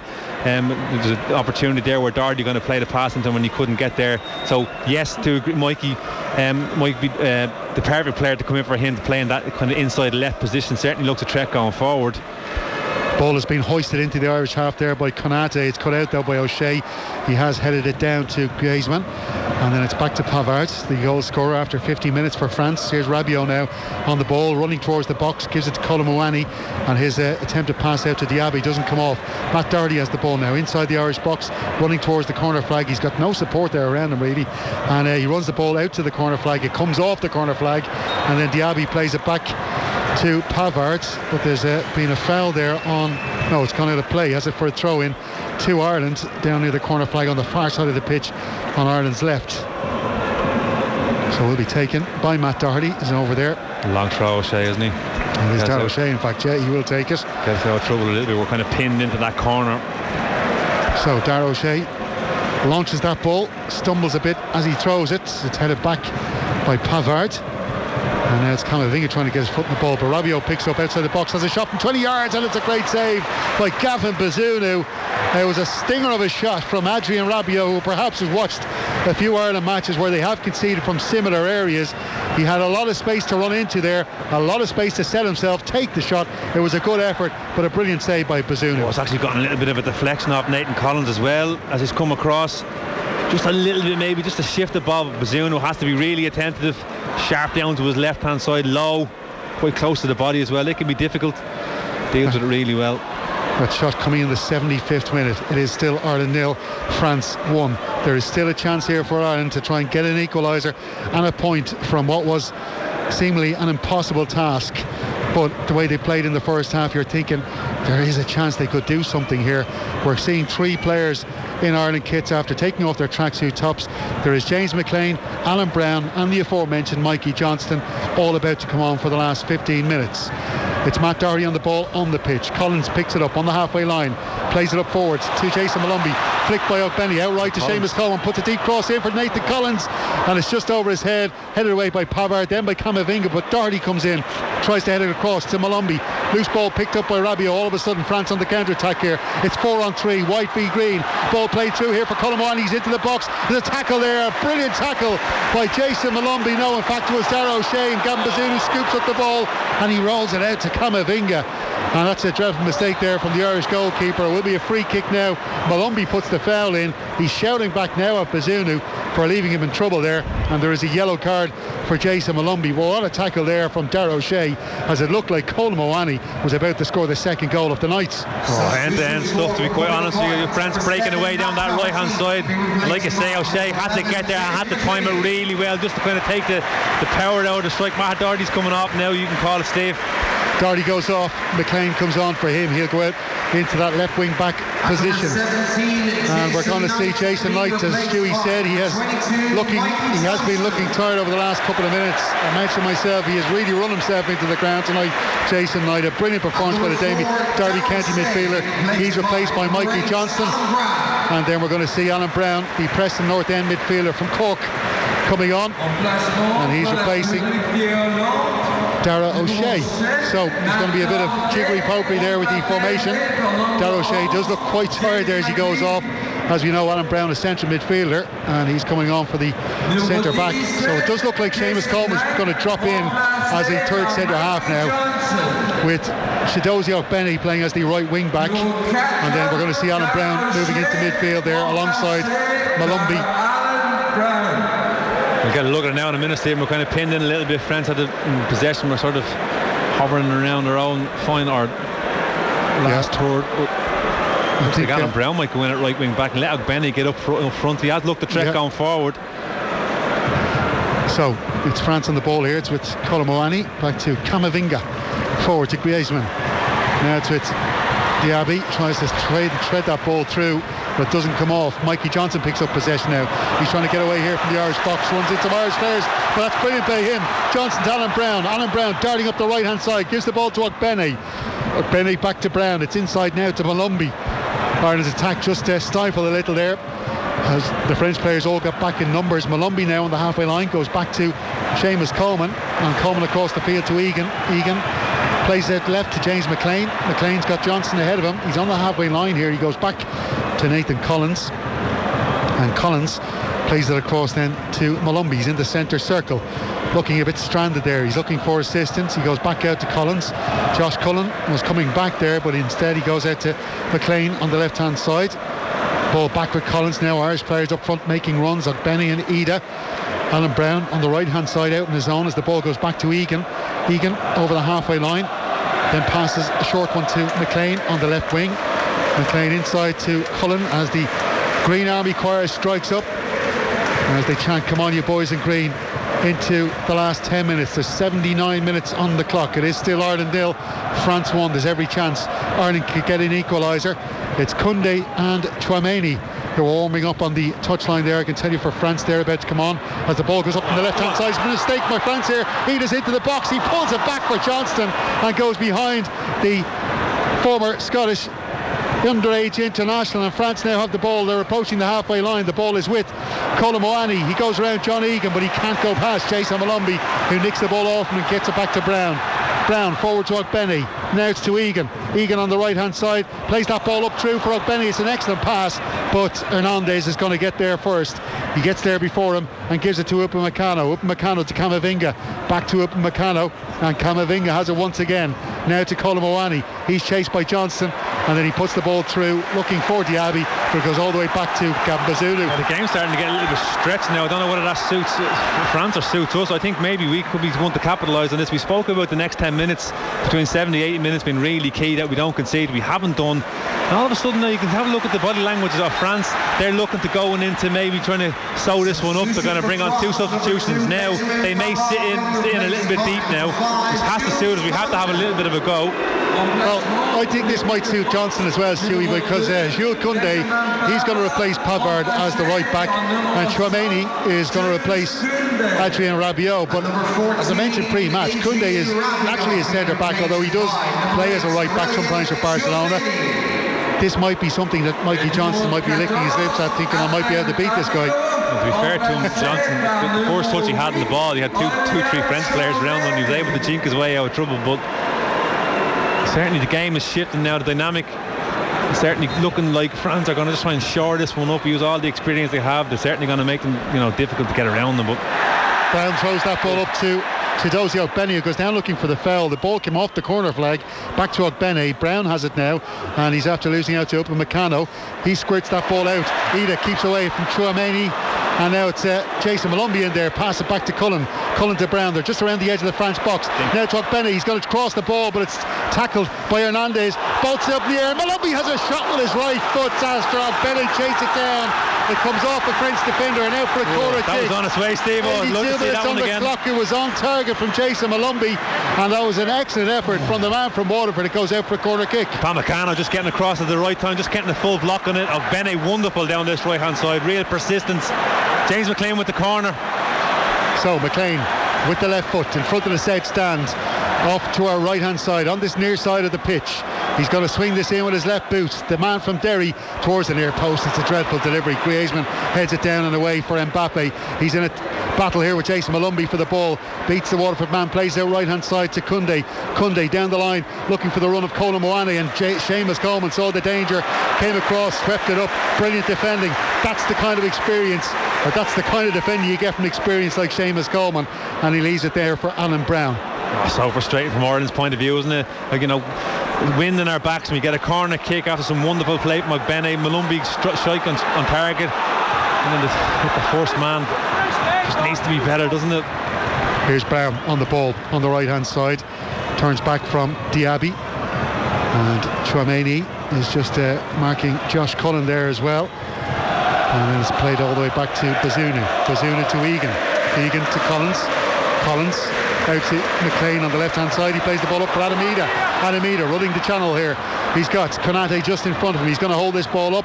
Got Johnson behind him. Plays the ball inside for McLean. He's in the box. McLean tees up the ball. He has a shot, and it's saved by the French goalkeeper Mike Maignan, and it's out for another corner kick. McLean is starting to turn the screw here on France. Does this get a deflection, does it? McLean, the wonderful run, just has a surging run to the box. It does. I think it might have been Camavinga coming across. Keeper doesn't know. It's going to the bottom corner. Deflected off Camavinga and saved by Maignan, even though it was going wide. But it is a corner kick to Ireland on the far side. It's going to be a right-footed corner from Cullen. Can this delivery be better? It's up in the air. It's punched away by Maignan. Shot from Alan Brown inside the box, but he just couldn't do it. It was a swinging volley there by the left boot of the Cork man. Collins has the loose ball here. Plays it back to Brown on the line. It's gone out for a throw-in. That's so frustrating. The ball goes out of play. Alan Brown can't keep it in. A throw into France down near the corner flag off to our right. Oh, chance to breathe. Zebo. Tired legs from Ireland on that occasion. Brown and Collins pinned into that corner and just couldn't get themselves out of trouble. Well, you might have heard on the tannoy there, 50,219 supporters, mainly Irish, here watching this game tonight. There's probably a couple of thousand French off to our left-hand side. France taking their time here with this throw-in. That's why you're hearing all the boos and whistles from the Irish supporters. They want them to get on with it. We've got just over 5 minutes to play here at the Aviva Stadium. It's Ireland 0, France 1. The goal scored by Benjamin Pavard on the edge of the box after 50 minutes. Here's Alan Brown to Ida to Cullen to Johnston, now to Brown. They're on the edge of the French box here, being shepherded out there by Upamecano. He gives the ball to Chiozzi Benny, tries to put corner kick, comes off the arm, and now Collins has a shot from the edge of the area. It's blocked away, and Hernandez, well, the ball came off his arm, but I don't think it was a handball. McLean puts the cross in. He was looking for Ida, headed away by Hernandez. Shot here from Brown outside the box, and it just goes out, and it's gone wide. It doesn't even take a deflection. It will be a goal kick to France, but Ireland are really starting to crank up the pressure on the visiting team here. Well, all of a sudden it's a green jersey that's suddenly finding themselves on the end of second balls. There's a couple of occasions where Nathan Collins, Alan Brown had chances to get strikes away on goal, and they're kind of hitting the ball into the ground rather than getting the clean shot away. But there's been deflections, there's bodies been thrown everywhere. Konate had to get himself in front of the Collins strike. Don't know where it was going to go. Well, all of a sudden France are starting to look nervous at the back. This is what we've asked for, Stephen. You cannot, I would have taken 1-0 down 5 minutes to go, and the wind in our sails a little bit. Yeah, Michael Obafemi is on for Ireland. He's replaced Jason Malumbi. Malumbi has played a brilliant game tonight. I thought he was excellent, probably our best player. Yeah, absolutely. Himself and Jason Knight have been really good in the Irish midfield tonight. But we're going to see Michael Obafemi play out this last 5 or so minutes. Can Michael Obafemi score the winner? I'm sure Stephen Kenny just slapped him on the back there as he was going on, probably said, go out there and make yourself a hero. Let's see if he can. He's got 2 goals after 7 or 8 international caps, and a loose pass there from Kunde back to Mike Maignan, who manages to clear that ball away, and ball up in the air. It's headed down by Camavinga to Colin Moani on the halfway line. Leaves it there for Griezmann. Griezmann has been tackled there by Josh Cullen, but he gets away from him, gives the ball to Camavinga. Camavinga to Kunde. Kunde up the line to Diaby, and Diaby back to Camavinga. France looking just to take the sting out of the game here, because they could sense that wave of Irish optimism as they attacked the Irish goal. There's flares going off to my left in the French crowd and to my right in the Irish crowd. The smoke about to drift across the Aviva Stadium in the last few minutes as the Fields of Athenry goes up from the south stands. Will the Irish supporters be singing in celebration before this 90 minutes are up? Kunde picks up the ball on the right hand side, plays the ball up to Diaby. Diaby plays it inside now to Konate. Konate running towards the halfway line. He's pulled back by Adamida, and Adamida takes a yellow card for that from the Portuguese referee. Yeah, just a little bit sloppy for me. There's really good work from France keeping the ball possession, but the work rate from Ireland trying to work France across. Mbappe in now. Ball over the top here from Mbappe, and it comes off his toe and out for a goal kick to Ireland.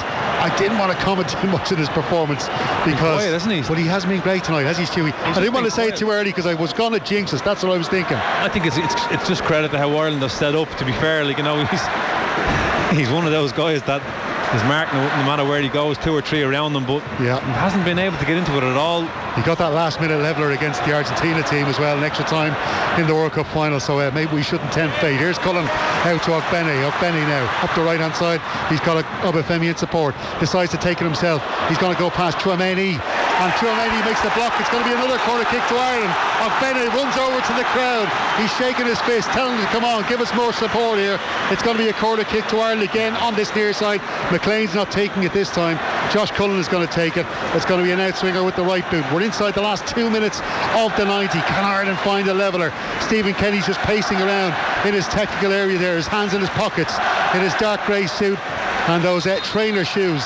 Josh Cullen about to take the corner kick. The referee's blown his whistle, though. He's seen a bit of a wrestling match going on between Konate and Egan. Egan not giving in to the Liverpool man. Here is Cullen about to take the corner kick. He puts it in deep. There's an Irish header. Oh, it's gone just over the bar. Alan Brown took the header. It's tipped over by Mike Mignon. I think it might have been Jules Koundé, in fact, the French centre or right back as he headed it. It could have been an OG. What a save from Mignon. What a save. The reflexes from the AC Milan goalkeeper means that he keeps a clean sheet for now. A corner kick again from Josh Cullen. It's on this near side once again, off to our right as we look down on the pitch on Lansdowne Road. Cullen puts the ball in deep once again. Puts the goal in the back of the net. It's a brilliant save by Mike Mignon. A fantastic save. Nathan Collins with a free header. It was going in. Everybody in the Aviva Stadium were up on their feet. They thought it was a sure goal. I don't know how he saved. Collins does not know how he saved it. The delivery is perfect. He couldn't have headed it any better. It's top corner. Magnon has just pulled one out of absolutely top notch. Oh my God, that is incredible. What a save. And it was a brilliant header from Nathan Collins. It was just at the right height from him. He didn't really have to stoop for the ball.